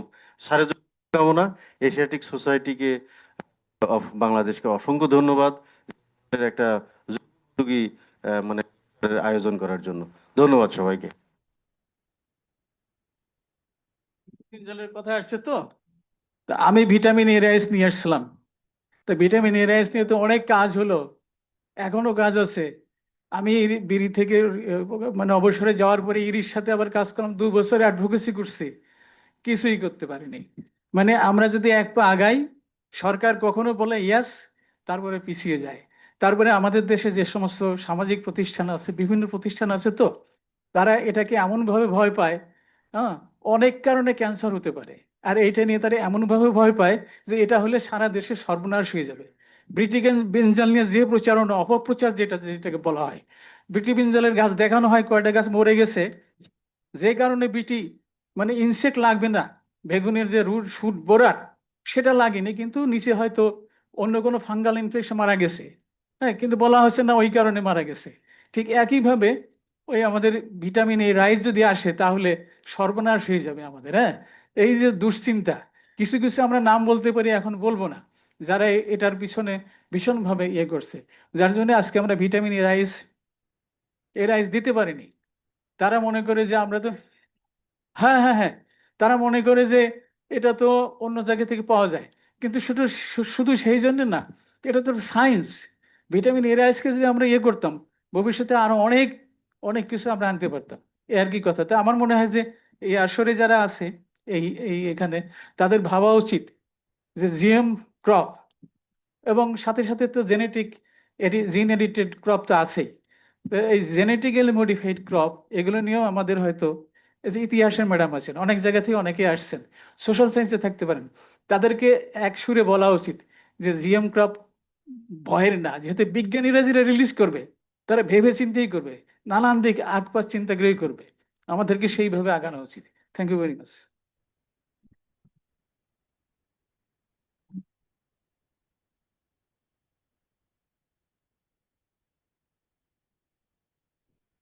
অনলাইনে প্রচুর লোক আপনি আছে। একটু বলেন যে অনলাইন থেকে কেউ বলবেন তো?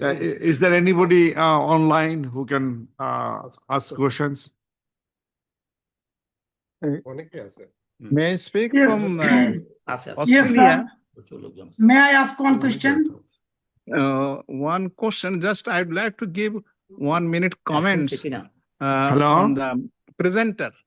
Can Did you you hear hear me? me online থেকে question from online? Yes, can you hear me? Yes, I can. হ্যাঁ, okay. Yes, yes, sir. I am Professor Afzal Hossain, speaking from Australia. Oh, good. Oh, thank you. বলেন প্রশ্ন করতে। Okay, you can proceed. Just I'll make a comment for 1 minute about the presenter, particularly Professor Dr. Tafadzal Islam. He is my former student, and the way he presented, I am really happy to note all of his presentation. Particularly, he started from his career, and so somehow I was linked. Some of the parameters I was linked with him when he started his career in Hokkaido University. I was the person who carried his research sample from Bangladesh and started for bioactive compound. Eventually, we had a collaborative project on climate change, and Professor Michel Clark was with us. And when he was doing postdoctoral research in German, Göttingen University, I had the opportunity to visit. That is why I know much more about them. Today, since I got this information, he is going to present a paper. Then I took this opportunity to speak about him. He's really, as you know, it is being already said by your many scientists. He is a world-ranking scientist. I know him very much, and already a few of you raised a lot of questions, and that is valid questions. We are hoping to see, but we could not see. But I am optimistic. Let us continuing it. Eventually, we may get the benefit of it. So, thank you very much. Thank you. Thank you for your question. Former Vice Chancellor of Hazidanet Science and Technology University. Anyone? Also. Anybody else? Okay, thank you. Thank you. Now, আমি আসলে অভিভূত হয়েছি। আমার ধারণা ছিল যে আমি আসলে কি এত ডাইভার্সিফাইড টপিক নিয়ে অডিয়েন্সের কাছাকাছি যেতে পারবো কিনা, এবং কিছু জিনিস আসলে খুবই দুর্বোধ্য জিনিস। আর এখানে আমি আন্ডারস্ট্যান্ড করতে পেরেছি এটা খুব এলিট একটা ক্লাব। এখানে হ্যাঁ নানা রকমের ব্যাকগ্রাউন্ডের জায়ান্টরা এখানে এসেছেন। আমি খুবই অ্যামেজড এবং কৃতজ্ঞতা জানাচ্ছি। আমি খুবই প্রিসাইজলি প্রত্যেকের প্রশ্ন একটু কুইকলি আনসার দিয়ে হয়তো খুব ভালো লাগবে। প্রফেসর আশা ইসলাম খুবই এনকারেজিং, খুবই অ্যাপ্রিশিয়েট করে কমেন্ট করেছেন এবং খুবই যৌক্তিক প্রশ্ন করেছেন যে মুসলিম শাড়ি আমরা কখন পরবো, হ্যাঁ, এবং কখন অ্যাফোর্ডেবল হবে। এটা আসলে কুইক আনসার দেওয়া কঠিন হবে। এখানে মুসলিম ন্যাশনাল মুসলিম প্রজেক্টের যিনি পিডি আয়ুব সাহেব আছে, আপনাদের সবাইকে অ্যাডভাইস করব, এই যে 200 বছরের হারানো একটা ঐতিহ্য, বলা হচ্ছে যে যখন ব্রিটিশরা চলে যায় মুসলিম শাড়ি যারা বানাতো হাত কেটে দিয়ে গিয়েছিল, এরকম অনেক মিথ আছে, সবগুলো গাছকে শিকড় সহ পুড়িয়ে দিয়ে গিয়েছিল। কিন্তু মজার ব্যাপার হচ্ছে কি, ওই আগের ড্রয়িং গুলো দেখে আমাদের খুবই সাধারণ মানুষকে দিয়ে তাঁত যারা তৈরি করে এখন মুসলিম শাড়ি আমরা তৈরি করতে সক্ষম হয়েছে, এবং আমাদের অলরেডি আপনার ডজন খানেক শাড়ি একেবারে এক্স্যাক্টলি আগের যে কোয়ালিটি বর্ণনা আছে ওইরকম শাড়ি তৈরি করে করা সম্ভব হয়েছে। এর মানে প্রযুক্তিটা এ টু জেড এখন আপনার রিভাইভ করার পথে, স্কেল আপ করার কথা যেটা বলছেন। ইতিহাস যদি আপনি দেখেন, মুসলিম যখন আমাদের দেশে আমরা খুব বিখ্যাত ছিলাম, এইগুলো সাধারণ মানুষ কিন্তু পড়তে পারে। রয়্যাল সোসাইটি পড়েছে ইউরোপে, এত বেশি এক্সপেন্সিভ। মূল কারণটা আমি রিসার্চ করার চেষ্টা করছি, কারণ সুতার যে উৎপাদন হয় প্রতি গাছে প্রতি বছর এত কম, আর এটা বানানোর কৌশল যদি দেখেন, এটা ম্যানুয়ালি না দেখলে এটা বুঝতে পারবেন না যে আসলে এক মাসে একজন কতটুকু কাজ করে। তো এটা আমি এখানে আয়ুব সাহেব আছে, ওনার সাথে যোগাযোগ করবেন, কেউ কেউ ভিজিট করতে পারেন কিভাবে চরকা দিয়ে এই আধুনিক কাজটা করছে। হ্যাঁ, আপনি বসেন, আমি এই জিনিসটা বলছি। এটা অ্যাফোর্ডেবল কখন হবে? যখন আমরা মনে করেন যেমন রাইসের ক্ষেত্রে, অন্যান্য ক্রপের ক্ষেত্রে আমরা রাইস এখন 10 টন আপনার প্রডিউস করতে পারে। আমি যে কৃষকের সন্তান, আমরা 10 মনে করতে পারি নাই, এরকম অবস্থা ছিল। কিন্তু বিজ্ঞান এই জায়গাতে নিয়ে গেছে। আমরা যদি এটা নিতে পারি নিশ্চয়ই এটা করবো। আপনার একটা প্রশ্ন করেছেন ম্যাঙ্গো নয় কেন, জ্যাকফ্রুট। জ্যাকফ্রুট আসলে এত বড় একটা ফল, 50 কেজি পর্যন্ত হয়ে যায়। এইটা আমার মনে হয় ইয়াং এর যারা পিছনে আছে পছন্দই করে না, কিন্তু এটা খুবই হাইলি নিউট্রিশাস। আমরা জ্যাকফ্রুট নিয়ে কেন কাজ করছি? Jackfruit second highest producing country Bangladesh, কিন্তু এটা কমার্শিয়ালি কাল্টিভেশন হচ্ছে না। কতগুলো সাইন্টিফিক চ্যালেঞ্জ আছে। এক গাছের জ্যাকফ্রুটের সাথে আরেক গাছের জ্যাকফ্রুট মিলে না, কারণ এটা হচ্ছে একটা ক্রস পলিনেটেড ক্রপ। এই জিনিস ওভারকাম করার জন্য এই যে কেজিএফ, এই স্যার ডক্টর জীবন কৃষ্ণ বিশ্বাস, উনি কেজিএফ এর যখন চেয়ারম্যান ছিলেন, এই যে এই বালিকাটাল 3 কে কিভাবে এক্সপানশন করা যায়, আপনার এই ক্রাফটিং করে কিভাবে মা গাছের মতো অনুরূপ হবে, এটা করার জন্য এফোর্ট নিয়েছিলেন। সাকসেসফুলি প্রগ্রেস হচ্ছে। ম্যাঙ্গোর ক্ষেত্রে কিন্তু আমরা কমার্শিয়ালাইজ করেছি। ম্যাঙ্গোর ভ্যারাইটি, ডিফাইন্ড ভ্যারাইটি আছে। এই ভ্যারাইটির আপনি গিয়ে কিনতে পারতেছেন কমার্শিয়াল। এটা কমার্শিয়াল ছিল না, আমি ছোটবেলায় যখন ছিলাম, ওই ফলদি রাজশাহী থেকে কিছু আসতো, কিন্তু এটা একটা কমার্শিয়াল। শুধু আমাদের মানচিত্র না, বাইরে পর্যন্ত ম্যাঙ্গো এখন যাচ্ছে আমাদের ব্র্যান্ড। ফলে কাঁঠালটা আপনার, এটা আমি মনে করি কমার্শিয়ালাইজ করার ক্ষেত্রে কাঁঠাল বেসড প্রসেসিং প্রোডাক্ট যদি তৈরি করতে চায়, এটা এত বেশি নিউট্রিশাস, এটা আমাদের আসলে ফিউচার ফুড সিকিউরিটি একটা বড় হাতিয়ার হবে। আমি এইটুকুই শেষ করছি, আপনার সাথে আরো কথা বলবো। আমি আরেকজনের কাছ থেকে একটা খুব চমৎকার প্রশ্ন, ফুড সিকিউরিটি এবং এটা নিয়ে প্রশ্ন আসছে যে আসলে আমরা কতটুকু ফুড সিকিউর, কতটুকু সেলফ সাফিসিয়েন্ট। কৃষির বয়স হচ্ছে 10 থেকে 12,000 বছর, মানে আমরা ফসিল রেকর্ডে এটাই পাই। খুবই কেয়ারফুলি স্যার অনেক ডিগিং করে ইতিহাস, এবং ডক্টর জীবন কৃষ্ণ বিশ্বাস, আপনি আমার মনে হয় কৃষিতে এত বেশি কেউ লিখে নাই, উনি আমার সাথে একমত হবে। পৃথিবীর ইতিহাসে কখনোই মানুষ ফুড সিকিউর হয়নি হোল 12,000 বছরে, এবং এটা ভবিষ্যতে হবে কিনা আমি জানি না। এটার মূল কারণটা মহাত্মা গান্ধী বলে গেছে। এটার উনার একটা কোট আছে খুব ভালো, যে আমরা আসলে আমাদের যে নিড, এইটা পৃথিবীর যে রিসোর্স আছে এটা দিয়ে স্যাটিসফাই করা সম্ভব, আমাদের গ্রিডটা এটা স্যাটিসফাই করা সম্ভব না। তো এইটা একটা বড় সমস্যা আছে আপনার। যেমন আমদানির কথা বলছেন যে আমরা খাদ্য আমদানিতে সবগুলো করি, পৃথিবীতে একটা দেশ বলতে পারবেন যে খাদ্য আমদানি করে না। এবং মজার ব্যাপার হচ্ছে কি, আমেরিকা গম রপ্তানি করে, আমরা তাদের কাছ থেকে কিনবো, এখন চুক্তি হয়েছে নানা রকমের ব্যাপার, আমি এখানে যাচ্ছি না। কিন্তু আমেরিকা কি পরিমাণ আমদানি করে জানেন? যতটুকু প্রডিউস করে তার চেয়ে বেশি আমদানি করে। এটা আরেকটা খেলা, এটা আপনারা যারা সোশ্যাল সায়েন্সের আছেন তারা বলতে পারবেন। আমদানি রপ্তানি এবং গ্লোবাল ট্রেডিং এটা খুব কঠিন। আমরা চাল আমদানি করি, এটা সত্যি, আমরা আপনার গম আমদানি করি, এবং গম আমদানির ক্ষেত্রে আপনি বলছেন যে কখনো সেলফ সাফিসিয়েন্ট হবে কিনা, আমার মনে হয় না, কোনোদিন সম্ভব না। কারণ আমাদের 7 মিলিয়ন টন গম এখন দরকার। এটা যেভাবে বাড়ছে আপনার এই ডায়েটারি চেঞ্জ, যেভাবে চেঞ্জ হচ্ছে, সামনে গম রাইসের চেয়ে বেশি খাবে।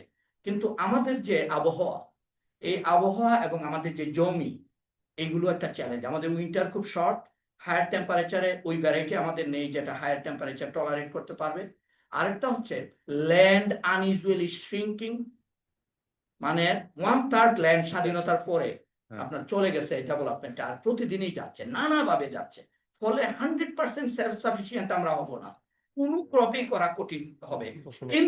কিন্তু যেটা করতে হবে, আমরা আমাদের যে ল্যান্ড আছে রিসোর্স, এটাকে ইন্টেলিজেন্টলি ইউজ করে যাতে গ্লোবাল ডিপেন্ডেন্সি যেটা আছে এইটাকে কমানো যাবে। কিন্তু 100% ফুড সিকিউর করা মুশকিল। পৃথিবীতে এখন 840 কোটি লোক আছে, তার মধ্যে 200 কোটি লোক রাতে ঘুমাইতে যায় হাংরি স্টমাকে। আমাদেরও 25%-এর বেশি পভার্টিতে সাফার করছে। কাজে এই রিয়েলিটিটা আপনি খুব ভালোভাবে তুলে ধরেছেন।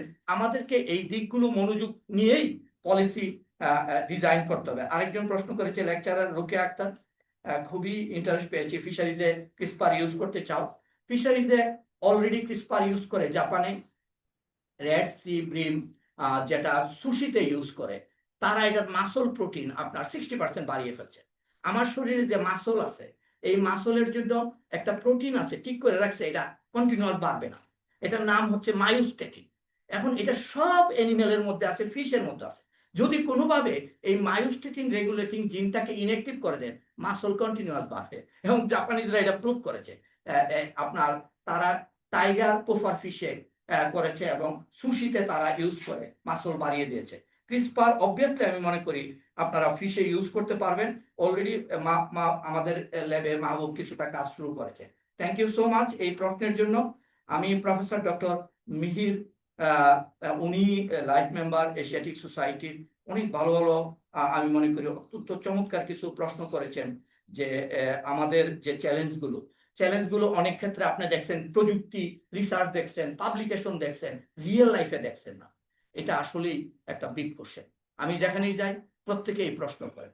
কিন্তু আমি একটা ছোট্ট উদাহরণ দিয়ে আপনাকে বুঝাবো যে সায়েন্সের মানে ল্যাব থেকে রিয়েল ফিল্ডে যাওয়া, এটার পাথও এটা। আমরা যখন কোভিড-19 মহামারী হয়েছিল, আমরা কিভাবে এটাকে ট্যাকেল করার জন্য খুব ক্রেজি হয়ে অগ্রসর করেছি।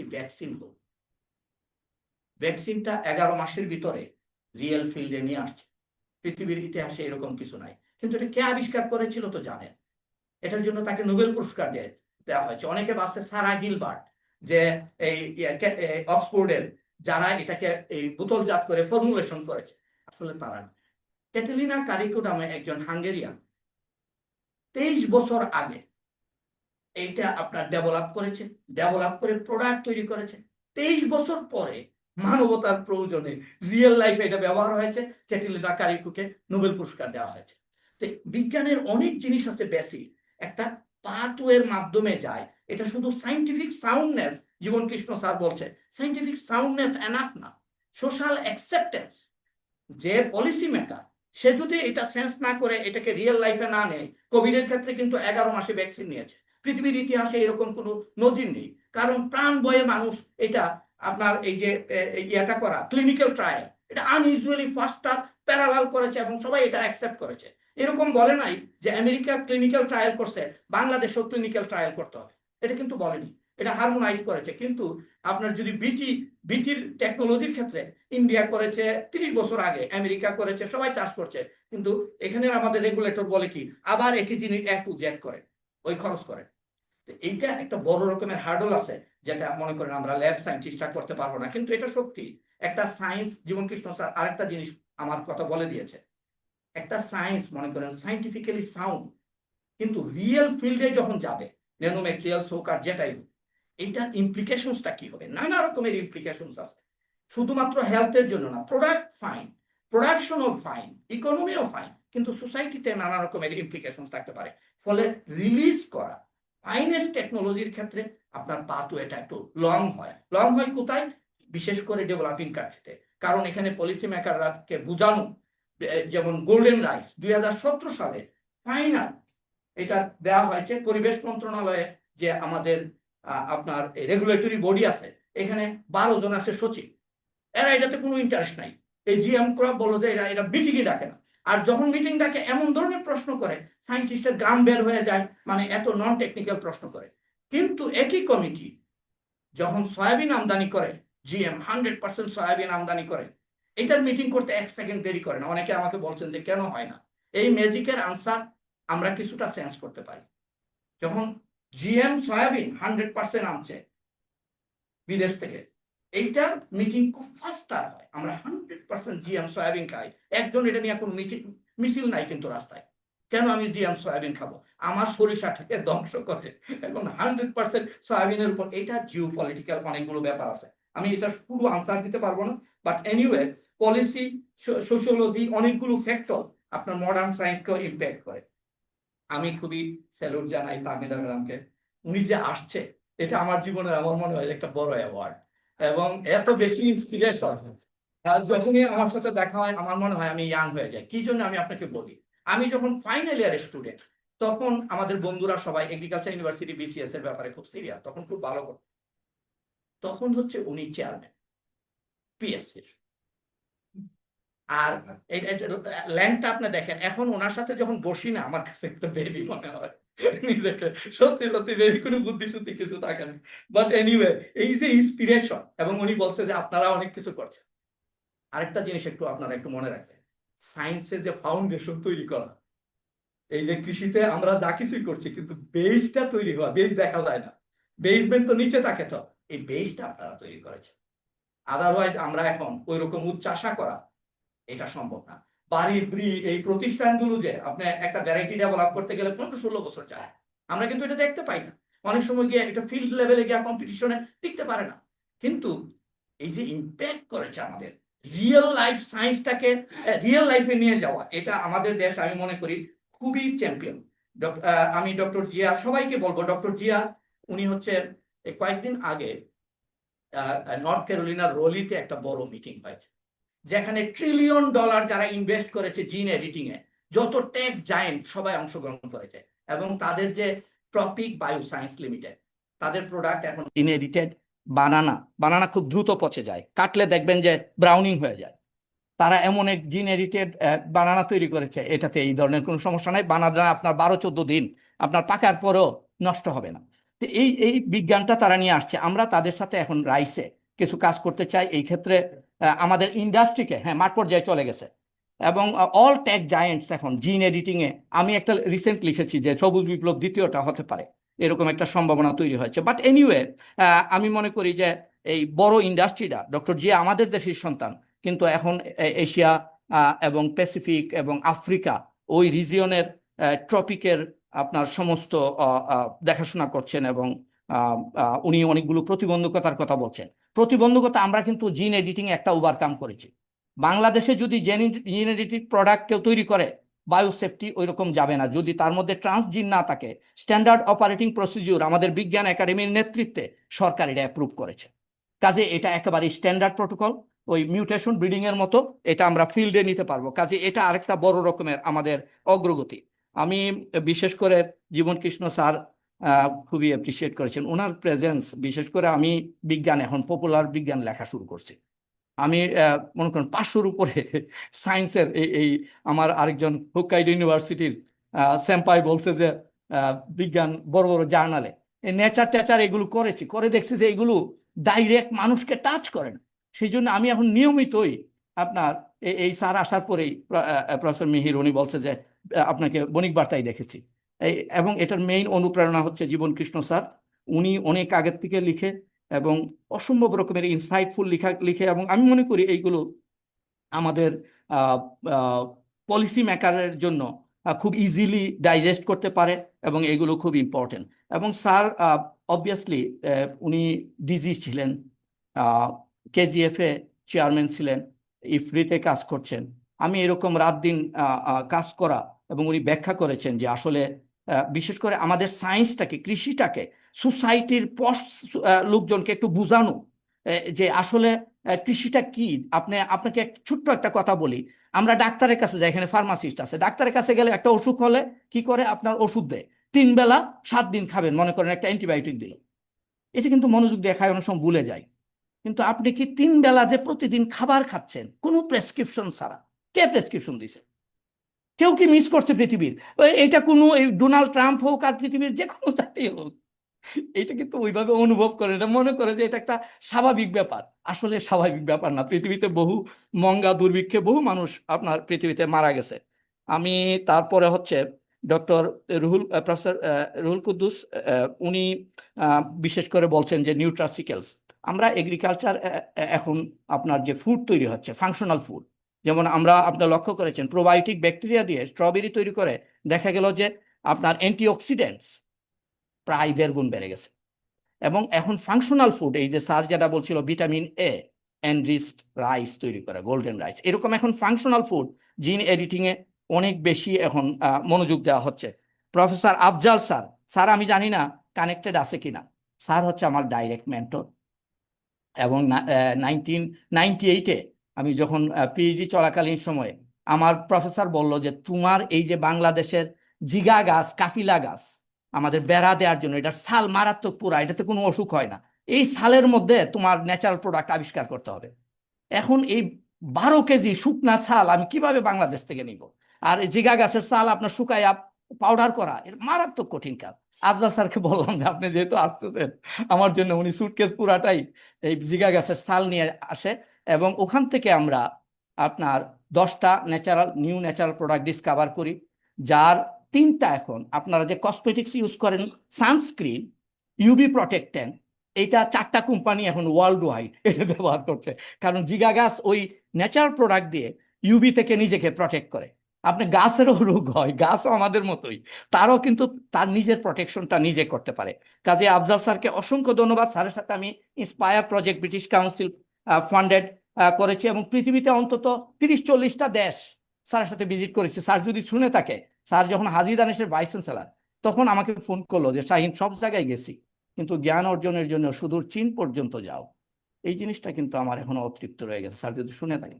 তাই বললাম যে এটা পূরণ হয়ে যাবে এবং আমরা 2 সপ্তাহের জন্য চীনের এক প্রান্ত থেকে আরেক প্রান্তে যাই হোক জ্ঞান আহরণের জন্য আমরা মুভ করেছি। আর কারো কোনো প্রশ্ন আমি বাদ পড়েছি কিনা আমি 1 সেকেন্ড দেখে নিই। আর লাস্ট আমি একটা পয়েন্ট বলি, সেটা হচ্ছে আমার অনেক স্টুডেন্ট আসছে, এখানে 1 ডজনের বেশি স্টুডেন্ট আসছে এবং আমি দেখছি আমাদের বিজ্ঞান একাডেমির আরেকজন অ্যাসোসিয়েট ফেলো ডক্টর কামরুন নাহার আসছে। অনেকেই এখানে যারা আসছেন আমি আন্তরিকভাবে কৃতজ্ঞতা জানাই, অনেক বেশি ইন্সপায়ার্ড হয়েছি।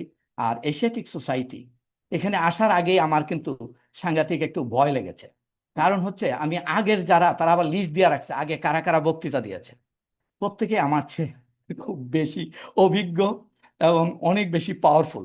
আমি এসেছিলাম যে এখানে শিখবো, কিন্তু একটা বেশি শিখেছি হচ্ছে এই যে প্রশ্ন করেছেন, আমি অত্যন্ত কৃতজ্ঞ প্রশ্ন করেছেন।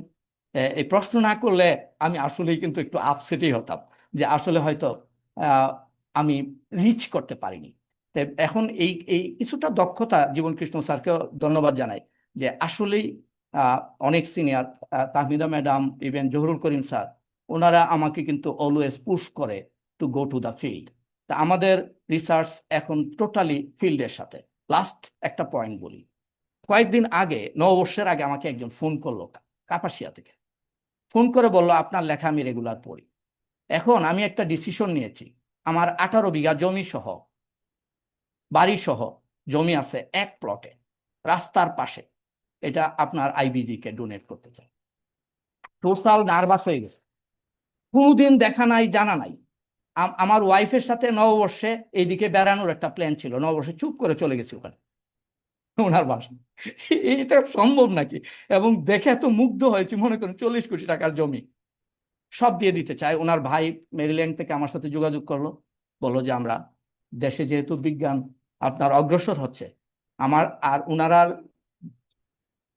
দাদা দাদি এবং বাবার কবর ওখানে আছে, বলছে যে আমাকে শুধু একটা কাজ করবেন, এই কবরটা যাতে প্রটেক্টেড থাকে, আর একটা স্পেস রাখবেন আমার কবরটা যাতে ওখানে হয়, ওনার কোনো সন্তান নেই।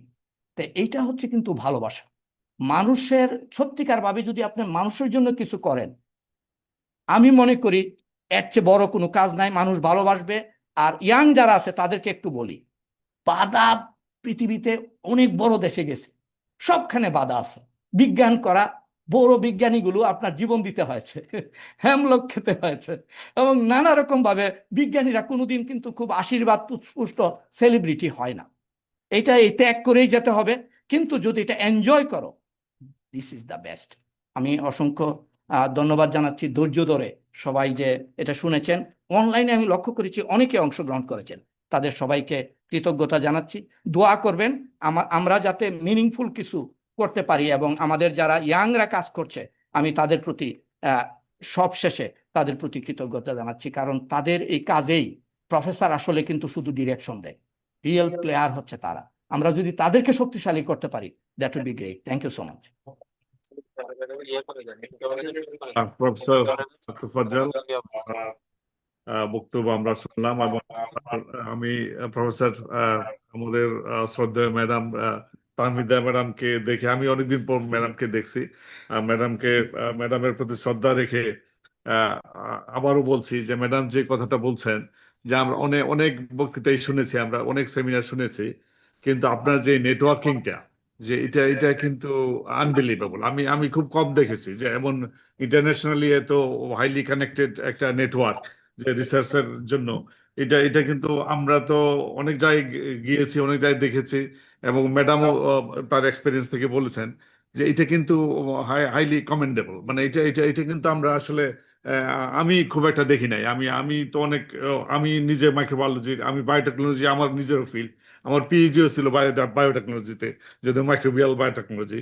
তো আপনার যে লেকচারটা শুনলাম, আমি নিজেও খুব মানে মানে আমি বলা চলে যে অনেক অনেক কিছু শিখেছি, যেটা এবং প্র্যাকটিক্যালি আমরা এগ্রিকালচারটা হচ্ছে এমন একটা জিনিস যেটা যেটা আমরা উই ক্যান সি ইট, মানে আমরা রেজাল্ট আমরা দেখতে পারি, কিন্তু আমরা যেসব করি আমাদের রেজাল্ট কিন্তু দেখা যায় না, খুব একটা খালি মানে মানে শোনা যায়, এগুলো মানুষ বলতে পারে, কিন্তু আপনাদেরটা হচ্ছে আমরা we can see the results, যে আপনারটা ফিল্ডে একটু দেখাচ্ছেন আপনি যে এইটা তৈরি করতেছেন, এটার প্রোডাকশন কিভাবে বাড়ছে, আমরা উই আর গেটিং দোজ একদম মানে ইয়েতে আপনার ফিল্ড থেকে আমরা ঘরে চলে আসছে আপনার প্রত্যেকটা জিনিসের।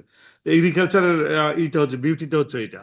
এবং এগ্রিকালচারের যারা কাজ করেন, আমি মনে বাংলাদেশের লাস্ট 15 আমি ধরি, যদি 15 ইয়ার্স এর কথা চিন্তা করি, যে ট্রিমেন্ডাস ডেভেলপমেন্ট, ট্রিমেন্ডাস, মানে যে আমাদের এই যে মানে আপনার 20 কোটি প্রায় লোককে এই যে খাওয়াচ্ছেন, আমার মনে হয় এই যে 20 কোটি লোক এখনো খেয়ে পরে বেঁচে আছে, এটা আমার মনে হয় সবচেয়ে বড় কন্ট্রিবিউশন যেটা, এটা আমার মনে হয় এগ্রিকালচার সায়েন্টিস্টদের। আমি আরো কয়েকজনের সাথে আলাপ করেছি এগ্রিকালচার ওনারা, যারা ওই যে অনেকে গ্রাফটিং নিয়ে কাজ করেন, ওই যে ওখানে রহিম সাহেব আছেন, রহিম সাহেব, মানে হ্যাঁ, ওনার সাথে আমি জাপানে ওনার সাথে দেখা হয়েছে আমার, মানে আবার ভিয়েতনামে আমি ভিয়েতনামে একটা প্রোগ্রামে ওনার সাথে আমার দেখা হয়েছে। তো উনি দেখলাম যেই জায়গায় যায় সব জায়গায় ওই কালেক্ট করে প্ল্যান্ট নিয়ে আসার জন্য, জার্ম প্লাজম এর জন্য। তো এই জন্য বলছি এগ্রিকালচারের উনি যে আপনার যে ডাইভার্সিটি, এইটাও কিন্তু ইউনিক, মানে এইটাও কিন্তু কম সায়েন্টিস্টেরই আছে, যে এত ডাইভার্সিটি, বিভিন্ন ফিল্ড নিয়ে কাজ করা, এবং আপনি বিভিন্ন লোকের সাথে কানেক্ট করা। এই যে আপনি যে এখনো চালিয়ে যাচ্ছেন এটা, এবং আপনি শুধু এগ্রিকালচারাল ইটাই দেখান নাই, আপনি সাথে সাথে এটা যে ব্যাকওয়ার্ড একটা ইয়ে আছে, যে সয়েলের সাথে যে রিলেশনটা আছে, এটাও কিন্তু আপনি এস্টাবলিশ করছেন। এবং সয়েল মাইক্রোবায়োম যেটা, এটা তো একটা হিউজ ব্যাপার, মানে ওইটাও আপনি দেখানোর চেষ্টা করছেন। এবং সাথে সাথে আমার এই যে মসলিন প্ল্যান্ট যেটা, আমি জানি না এটা আপনারা হয়তো ট্রেস ব্যাক করছেন কিভাবে ইয়েতে এই গাছ কিভাবে আপনার পেলেন, মানে এইটা তো হয়তো বিরাট একটা হিস্ট্রি মানে ইয়েতে। তো এই এতগুলো কাজ আপনি করেছেন, এই জন্য আমি মনে করি আমার তরফ থেকে যে আমি নিজে খুব এনলাইটেন্ড হয়েছি, এবং আমার মনে হয় যারা এখানে যারা এসছেন তারা এবং যারা অনলাইনে আছেন তারাও হয়তো ওনার এই কাজ থেকে অনেক কিছু শিখেছে। উনি কিন্তু লেটেস্ট একদম ইয়েতে এই ক্রিসপার থেকে শুরু করে মানে সমস্ত টেকনিকই অলমোস্ট ইউজ করেছেন বিভিন্ন কাজে, এবং অলমোস্ট প্রত্যেকটাই অলমোস্ট কমার্শিয়ালাইজেশন আছে ওনার প্রোডাক্টের। সুতরাং ওই যে একজন বলছে যে প্রান্তিক পর্যায়ে যে once it is commercialised then automatically তো প্রান্তিক পর্যায়ে যাবে এইটা। সুতরাং ওনার অনেকগুলো আছে যেটা দেখলাম কমার্শিয়ালাইজেশনের পথে আছে। তো আমরা মনে করি আমি বেশি লম্বা করবো না, কারণ আপনারা অনেক শুনেছেন ওনার বক্তব্য থেকে, অনেক অনেক কিছু জেনেছেন। এবং আমি ওনাকে এশিয়াটিক সোসাইটির পক্ষ থেকে সাথে সাথে আপনার হালিমা বেগম এন্ড শেখ শরফুদ্দিন ট্রাস্ট ফাউন্ডেশনের পক্ষ থেকে আপনাকে ধন্যবাদ জানাই। এবং আমরা আশা করি ভবিষ্যতে আপনার এই ধরনের লেকচার আমরা আরো শুনতে চাই, এবং আরো আমরা অনেক কিছু জানতে পারবো। বিশেষ করে যারা ইয়াং জেনারেশন, আমরা তো অলরেডি আউটডেটেড হয়ে গেছি। বিশেষ করে যারা ইয়াং সায়েন্টিস্ট, আমি অনেকের প্রশ্ন শুনেছি, ভালো ভালো প্রশ্ন করেছে, ফার্মাসি যে ফুড বায়োটেকনোলজি যে পড়ান, তো ইয়েতে যে ফুড বায়োটেকনোলজি আমাদের মাইক্রোবায়োলজিতে পড়ে, তো আপনার অনেক কিছু মানে ওই রিলেটেড আছে কিন্তু, এবং অনেক কিছু জানার আছে। আর সায়েন্স এত ইন্টারলিঙ্কড একটার সাথে আরেকটা, মানে আপনি মানে এই যে তাহমিদা আপা তো বড় সায়েন্টিস্ট, তাহমিদা ম্যাডাম কিন্তু মানে ম্যাডাম কিন্তু আমাদের মানে একটা ইন্সপিরেশন। ম্যাডাম কিন্তু সবাই আমরা তখন ম্যাডামকে সায়েন্টিস্ট হিসেবে ধরতে গেলে ম্যাডামরে সবাই বলতো তাহমিদা ম্যাডাম, ম্যাডামের কথা সবাই বলতো। তো এই ম্যাডাম এখনো যে ইন্টারেস্ট আছে সায়েন্সের প্রতি, মানে এইটা কিন্তু আমাদের জন্য একটা বিরাট এনকারেজমেন্ট, যারা বিশেষ করে ইয়াং যারা আছেন। আমরা তো অলরেডি মানে চলেই গেছি, মানে ইয়ে থেকে আমরা তো আমি পার্সোনালি রিটায়ার করে গেছি, তো এখন তার আমাদের ওই সুযোগও নাই। তো যারা ইয়াং আছে ওদের জন্য বিরাট অপরচুনিটি। আমি আশা করবো ওনার সাথে আপনারা যোগাযোগ রাখবেন, অনেক কিছু শিখতে পারবেন। এবং আমি এই আশা ব্যক্ত করে যে ভবিষ্যতে সায়েন্স আরো উন্নতি করবে, বিশেষ করে বাংলাদেশে এই এগ্রিকালচারাল সেক্টরটা আরো আরো অনেক উন্নতি করবে। এবং যেটা বলছে যে ইয়ার রাউন্ড আমরা ম্যাঙ্গো পাই না কেন, আমি মনে হয় ইয়ার রাউন্ড ম্যাঙ্গো পাবো অলরেডি কাঠিমন অলরেডি বাজারে এসেছে। তো সুতরাং আশা বা আপনার নিরাশ হওয়ার কোনো কারণ নাই, বাজারে একটা ভ্যারাইটি কমার্শিয়ালাইজ হয়ে গেছে, চলে আসছে। সুতরাং আমরা এগ্রিকালচার এতই র্যাপিডলি মানে ডেভেলপ করতেছে যে আমরা আলটিমেটলি হয়তো সবই পাবো ইয়ার রাউন্ড। মানে টমেটো পাচ্ছি, লাউ পাচ্ছি, এখনো তো আমরা সবই পাচ্ছি সব সময়, ঠিক না? হ্যাঁ। তো সুতরাং আমার মনে হয় ওনার এই লেকচার থেকে আমরা আরো কিছু ভবিষ্যতে আরো জানতে পারবো। এবং ওনার এটা জাস্ট একটা বিগিনিং আমি মনে করি যারা ইয়াং লার্নারদের জন্য। এবং ভবিষ্যতে উনিও আমাদের আশা করি উনি কন্টিনিউ করবেন ওনার এই এফোর্ট গুলা আমাদেরকে এডুকেট করার জন্য, আমাদের ইয়াং জেনারেশন গুলাকে এডুকেট করার জন্য। আর উনি আরেকটা কথা আমার খুব ভালো লেগেছে যে সায়েন্সে আমরা অনেক পাবলিশ করি, অনেক কিছুই করি, এন্ড অফ দ্য ডে দেখা গেল এটা আমাদের মধ্যে আছে, এটা মানে মানুষ আর জানে না এটা। তো উনি যেটা বলছে যে উনি বাংলায় লিখবেন, বাংলা মানুষের কাছে যাতে এটা পৌঁছে, মানুষ যাতে বুঝে। তো এইটা কিন্তু বেশ এনকারেজিং, আমি এটা অ্যাপ্রিসিয়েট করি। এবং যারাই ওই যে ওই আর দাদা উনিও বই লিখছেন, এইগুলা কিন্তু মানে আসলেই এটা ইজ রাদার ডিফিকাল্ট। সায়েন্সকে বাংলায় মানে মানুষের কাছে পৌঁছে দেওয়ার মতো করে লিখা ইজ রাদার ডিফিকাল্ট, এত সোজা জিনিস না। তো এই এফোর্টটাও আপনি চালিয়ে যান, যাতে মানুষ মানে সাধারণ মানুষ যাতে বুঝতে পারে যে আপনারা কি করছেন, আমরা কি করছি, সায়েন্টিস্টরা কি করছে। অনেক সময় মানুষ বুঝো না সায়েন্টিস্টরা কি বলে, ওরা শুধু অনেকে তো বলে দরকারই নেই, সায়েন্সের দরকারটা কি আছে না, রিসার্চের দরকার নেই। বাংলাদেশে অনেক আছে, এই যে উনি আমলাদের কথা বলছে, অনেক আমলারা বলতে বাংলাদেশে তো রিসার্চ দরকারই নেই, এই রিসার্চ লাভ কি এত টাকা দিয়ে, কেন আসলে তো দেখে না কিছু, ওরা তো বুঝেও না এটা।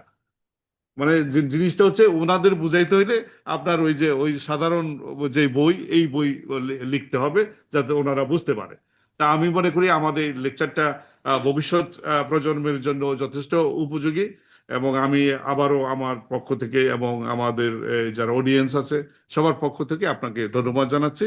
এবং এখন আমাদের যে কনভেনার আছেন প্রফেসর আব্দুর রহিম উনি কিছু বলবেন আপনাদের উদ্দেশ্যে। Thank you. Thank you sir. আমার তবুও আমি দু একটা অবজারভেশন দিতে ইন্টারেস্ট বোধ করছি, কারণ হলো আজকের এই লেকচারে অনেকগুলি প্রশ্ন অবজারভেশন চলে এসেছে, যেটা আমাদের দেশের জন্য খুব, এখানে যারা আছেন ম্যাক্সিমামে এগ্রিকালচার সায়েন্টিস্ট, সেজন্য আমি কথাগুলো বলছি।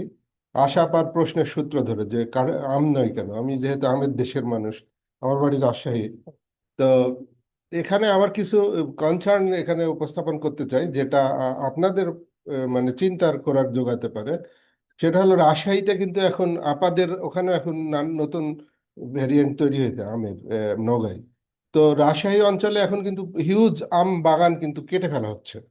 আমরা আমাদের ঐতিহ্যগতভাবে আমাদের প্রচুর আম বাগান ছিল, কমার্শিয়ালি এটা হতো না, আমাদের পারিবারিকভাবে 20, 30, 40 বিঘা জমিতে পুরাতন আম বাগান ছিল, সেগুলা হ্যাঁ কখনো আমরা বিক্রি করতে দেখতাম না ছোটবেলায়, ওই হতো ফ্যামিলির লোকেরা খাইতো, লোকেদেরকে দিত, এরকমই ছিল। কিন্তু এখন কমার্শিয়ালাইজেশন হয়েছে, তখন যে ভেরিয়েন্ট গুলা ছিল আমার খুবই আফসোস লাগে, তখন আমের টেস্ট অনুযায়ী লোকাল লোকেরা আমের নামকরণ করতো, যেটা দেখতে সুন্দর, সেটা কি সুন্দরী, দুধের মতো টেস্ট, দুধ রস এরকম, বা রানী পাসন্দ, এ ধরনের বিভিন্ন লোকাল নামে আমগুলা করতো, বা একটা গাছ সেপারেটলি এক জায়গায় আছে ওটাকে বলতে একটি, মানে লোকেরা এভাবে নামগুলা দিত। আমরা এখন যে আমগুলা খাই, আমরা এই আমগুলা কখনোই খাইতাম না ছোটবেলা। আমরা ওই সব আমাদের একটা রাজাদের আমলের একটা আম বাগান ছিল ওখানে, আমি কমপক্ষে 40-50টা ভেরিয়েন্টের আম আমরা আমাদের ছোটবেলায় দেখেছি। এখন কিন্তু কমার্শিয়ালাইজেশনের যুগে 2-4টা আমের বেশি আমরা এখন আর জানি না যেগুলা হয়। আমার কনসার্নের বিষয়, আপনাদের গবেষণায় এটা হয়তো আসা উচিত হবে যে আম পাকার মৌসুমটা আর একটু প্রলং করা যায় কিভাবে। কারণ হলো কিছু কিছু ভ্যারিয়েন্ট আছে দেখলা খুবই জনপ্রিয়, এই ধরেন 1 থেকে 1.5 সপ্তাহের মধ্যে, 2 সপ্তাহের মধ্যে সব আম পেকে যায়, কৃষকরা ওখান থেকে কোনো বেনিফিটেড হয় না, এবং আমরাও বেশি দিন খেতে পারি না। ফলে যে আপনি কলার ক্ষেত্রে যেটা বললেন, পাকার পরেও যাতে 1-2 সপ্তাহ সাস্টেন করে, সেটাও একটা বড় ধরনের অবদান হবে। এইসব বিষয়গুলি আপনাদের মতো গবেষকদের ল্যাবে আসা উচিত, সেটা আমি একটু আপনাদেরকে অনুরোধ করব। কারণ হলো আমের বাগান কিন্তু এখন কেটে ফেলতেছে, কৃষকরা আম থেকে আর বেনিফিট পাচ্ছে না, ফলে আমের চাইতে বেগুন, পটল এগুলা, আমাকেও অনেকে ফোন করে বলে যে আপনাদের বাগানগুলা না কাটলে আমরা বেনিফিট পাচ্ছি না, কারণ হলো ওরা কেটে ফেলছে, তখন ওই বাগানের ছায়াতে ওদের।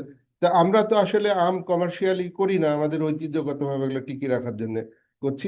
এটা কিন্তু একটা বড় ধরনের কনসার্ন, অথবা মার্কেটিং সিস্টেমটাও আমাদের খুব দুর্বল। আমরা যখন থাইল্যান্ড বা অন্যান্য দেশে যাই, তখন দেখি যে ওখানে সারা বছর আম অথবা আম শুকনা, মানে ড্রাই ফ্রুট হিসাবে আমরা সারা বছর পাচ্ছি। অথচ ওদের আম কিন্তু রাজশাহীর আমের চাইতে কোনো অংশ ভালো আম না। রাজশাহীতে যে সুন্দর সুন্দর আম পাওয়া যায়, অথচ এগুলা সাস্টেনেবল না। যাই হোক, এই কথাটা আমি বললাম। আর আরেকটা হলো যে আমাদের আজকের, আমি নিজেও একটু ভয় পাচ্ছিলাম যে সায়েন্সের বিষয় আমরা কি বুঝবো না বুঝবো, দেখলাম যে ইতিহাসও আছে, মসলিন আছে। কারণ হলো আমিও ইতিহাসের মানুষ। হ্যাঁ, মসলিন, যখন ইউরোপের লোকেরা, বিশেষ করে রোমান নারীরা বাংলাদেশ বা এই এলাকা সম্বন্ধে জানতো না, তখন কিন্তু তারা মুসলিম সম্বন্ধে জানতো। অর্থাৎ এটা আমাদের একটা পৃষ্টি। আর একটা জিনিস আমি ইয়াং যারা রিসার্চ আছে তাদেরকে বলি, আমরা এখন কিন্তু ইউরোপে প্লেনের চাকা ধরে বা নদীর তল দিয়ে যেভাবে চুরি করে যাওয়ার চেষ্টা করি, একসময় কিন্তু ছিল, এটা আমাদের প্রাইডের জায়গা, এই বঙ্গদেশে বা বাংলায় ইউরোপের লোকেরা আসার জন্য খুবই আগ্রহী ছিল। ইভেন তো যারা ব্রিটিশরা যখন এখানে রাজ প্রতিষ্ঠা করলো, ওরা লোকাল সিভিল লোকজনদের কিন্তু এখানে আসতে ডিসকারেজ করতো, ওরা শুধু মিলিটারি পার্সনরা আসতে পারতো। তো এরকম একটা দেশ, অঞ্চলের লোকেরা আমরা ইউরোপে যাওয়ার জন্য আমরা জীবন দিয়ে থাকি। তো যাই হোক, এইসব রিসার্চের অনেক জায়গা এখানে আমাদের আছে। আমি বিশেষ করে আমি এখন ধন্যবাদ জানাচ্ছি, বিশেষ করে যারা এগ্রিকালচার ইউনিভার্সিটিতে যেখানে ইয়াং স্টুডেন্টরা আসছে, আমি ঢাকা বিশ্ববিদ্যালয়ের তরফ থেকে এবং এশিয়াটিক সোসাইটির তরফ থেকে ধন্যবাদ জানাচ্ছি। এবং আপনাদেরকে আমি শুধু একটা জিনিস বলি যে আমরা ঢাকা বিশ্ববিদ্যালয়ের লোকেরা হোয়াইট কলার মানে প্রফেশনাল তৈরি করি, এদের জব কিন্তু একসময় হারানোর সম্ভাবনা আছে সামনে এআই এর যুগে, কিন্তু আপনারা জব ক্রিয়েট করতে পারবেন। কাজে আপনাদেরকে এনকারেজ করছি যে আপনারা আপনাদের গবেষণা, আমার আব্বা আমাকে ছোটবেলায় বলছিল যে তোমাকে আমি কৃষি বিশ্ববিদ্যালয়ে পড়াবো, তখন আমার খুব খারাপ লেগেছিল যে আমি একটা ভদ্রলোক মানুষ হবো, আমার এই কৃষক হইতে হবে, আমি আগ্রহী হই না। হ্যাঁ, অথচ আমি এখন জানি যে রবীন্দ্রনাথ ঠাকুর তার ছেলেকে কেন কৃষি শিক্ষায় শিক্ষিত করেছিলেন। এখন আমি যদি সুযোগ থাকতো, আমার ছেলে ওই ইয়াতে ভর্তি হয়ে গেছে ডেটা সায়েন্সে, সুযোগ থাকলে হয়তো ওই এগ্রিকালচারে পড়ানো উচিত ছিল। কারণ হলো এখন কিন্তু এই যুগটা সামনে আপব্রিঙ্গিং এর যুগ, নিজেদেরকে কারণ কৃষি বিশ্ববিদ্যালয়ে যারা পড়ে একসময় কিন্তু সেই সব স্টুডেন্টরা একটু হীনমন্যতায় ভুগতো যে আমরা কৃষি বিশ্ববিদ্যালয়ে পড়ি, কিন্তু এখন আপনারাই আমাদেরকে আলোর পথ দেখাবেন। যাই হোক, আমি আর সময় নিব না, আমি তোফাজ্জল স্যারকে অনেক ধন্যবাদ জানাবো যে একটা অসাধারণ প্রেজেন্টেশন আমরা এশিয়াটিক সোসাইটিতে দেখলাম। আমি কৃতজ্ঞতা জানাচ্ছি এবং এটা খুব অনেক শ্রমসাধ্য রাইট আপ ছিল, আমি আমি নিশ্চিত। এবং জীবন স্যার যে প্রশ্ন করলেন, আমি স্যারকে অ্যাপ্রিসিয়েট করি, ইয়াং লাগে এখনো। উনি বলছেন চাকরি থেকে চলে গেলে, অথচ আমাদের বাংলাদেশ আমরা কত দুর্ভাগা যে ওনাদের মতো লোকেদেরকে আমরা কাজে লাগাইতে পারি না। ওনারা কেন রিটায়ারমেন্টে যাবেন? ওনারা তো সারা জীবন দেশকে কন্ট্রিবিউট করা উচিত। এখন যখন শিখেছেন তখন উনি নাকি এই সায়েন্টিস্টরা তো একটা জব না, সায়েন্টিস্টরা তো সবসময় কাজ করবেন, এটা হওয়া উচিত ছিল। আপা এখানে আছেন, আমি আপাকে আমি স্টুডেন্ট লাইফ থেকে যখন থেকে দেখছি আপাকে একই রকমই দেখতেছি। হ্যাঁ, আসলে আপা পরিবর্তন খুব একটা নাই, আপা অলওয়েজ ইয়াং। তো যাই হোক, আমি সোসাইটির পক্ষ থেকে আপনাদের সবাইকে ধন্যবাদ এবং কৃতজ্ঞতা জানাচ্ছি, বিশেষ করে যারা গাজীপুর থেকে স্টুডেন্টরা এসছেন এবং আমাদের ম্যাডামরা এসছেন, শিক্ষকরা, গবেষকরা আসছেন, সবাইকে ধন্যবাদ এবং কৃতজ্ঞতা জানাচ্ছি। আমি সভাপতি স্যারকে ধন্যবাদ জানাচ্ছি। সব আমাদের মুজিবুর রহমান স্যার, উনি খুবই মানে ব্যস্ত মানুষ নানান কারণে, কারণ উনি নিজে বিশ্ববিদ্যালয়ের ট্রাস্টি বোর্ডের চেয়ারম্যান বা অন্যান্য, এখনো স্যার বিভিন্নভাবে সোশ্যাল কানেক্টিভিটি, কিন্তু স্যার আমাকে এই অনুষ্ঠানটা মানে করার ব্যাপারে তার দিক নির্দেশনা এবং যে সময়, আমার আগে কিন্তু স্যার চলে এসছেন, আমি আয়োজক কিন্তু স্যার।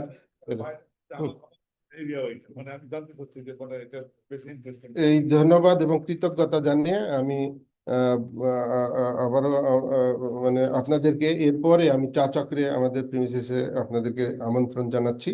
এবং এখন আমি আজকের যিনি বক্তা, আমাদের সোসাইটির পক্ষ থেকে ফুলের শুভেচ্ছা জানাবো, সভাপতি স্যার দিবেন।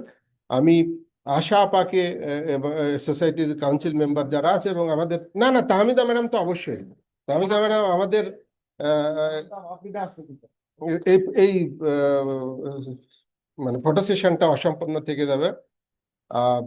এবং ট্রাস্ট ফান্ডের ফ্যামিলির কেউ যদি থাকেন, আলমতি শরফুদ্দিন কেউ সম্ভবত নাই, উনি কিন্তু বাংলায় বিজ্ঞানকে আমাদের কাছে জনপ্রিয় করেছিলেন, তাই না? তো এই কথা বলে আমি আজকের আমাদের অনুষ্ঠান শেষ করছি, চা চক্রে আপনাদেরকে দাওয়াত দিচ্ছি। ও আমাদের 5 তারিখে, সরি, একটা ইনভাইটেশন আছে 5 তারিখে, আমি শিরোনামটা বলতে পারছি না, এখনো আমার কাছে আসেনি। আমাদের একটা জেনারেল মিটিং এ একটা প্রেজেন্টেশন হবে, আপনাদেরকে ওই দিনও একইভাবে দাওয়াত দিচ্ছি।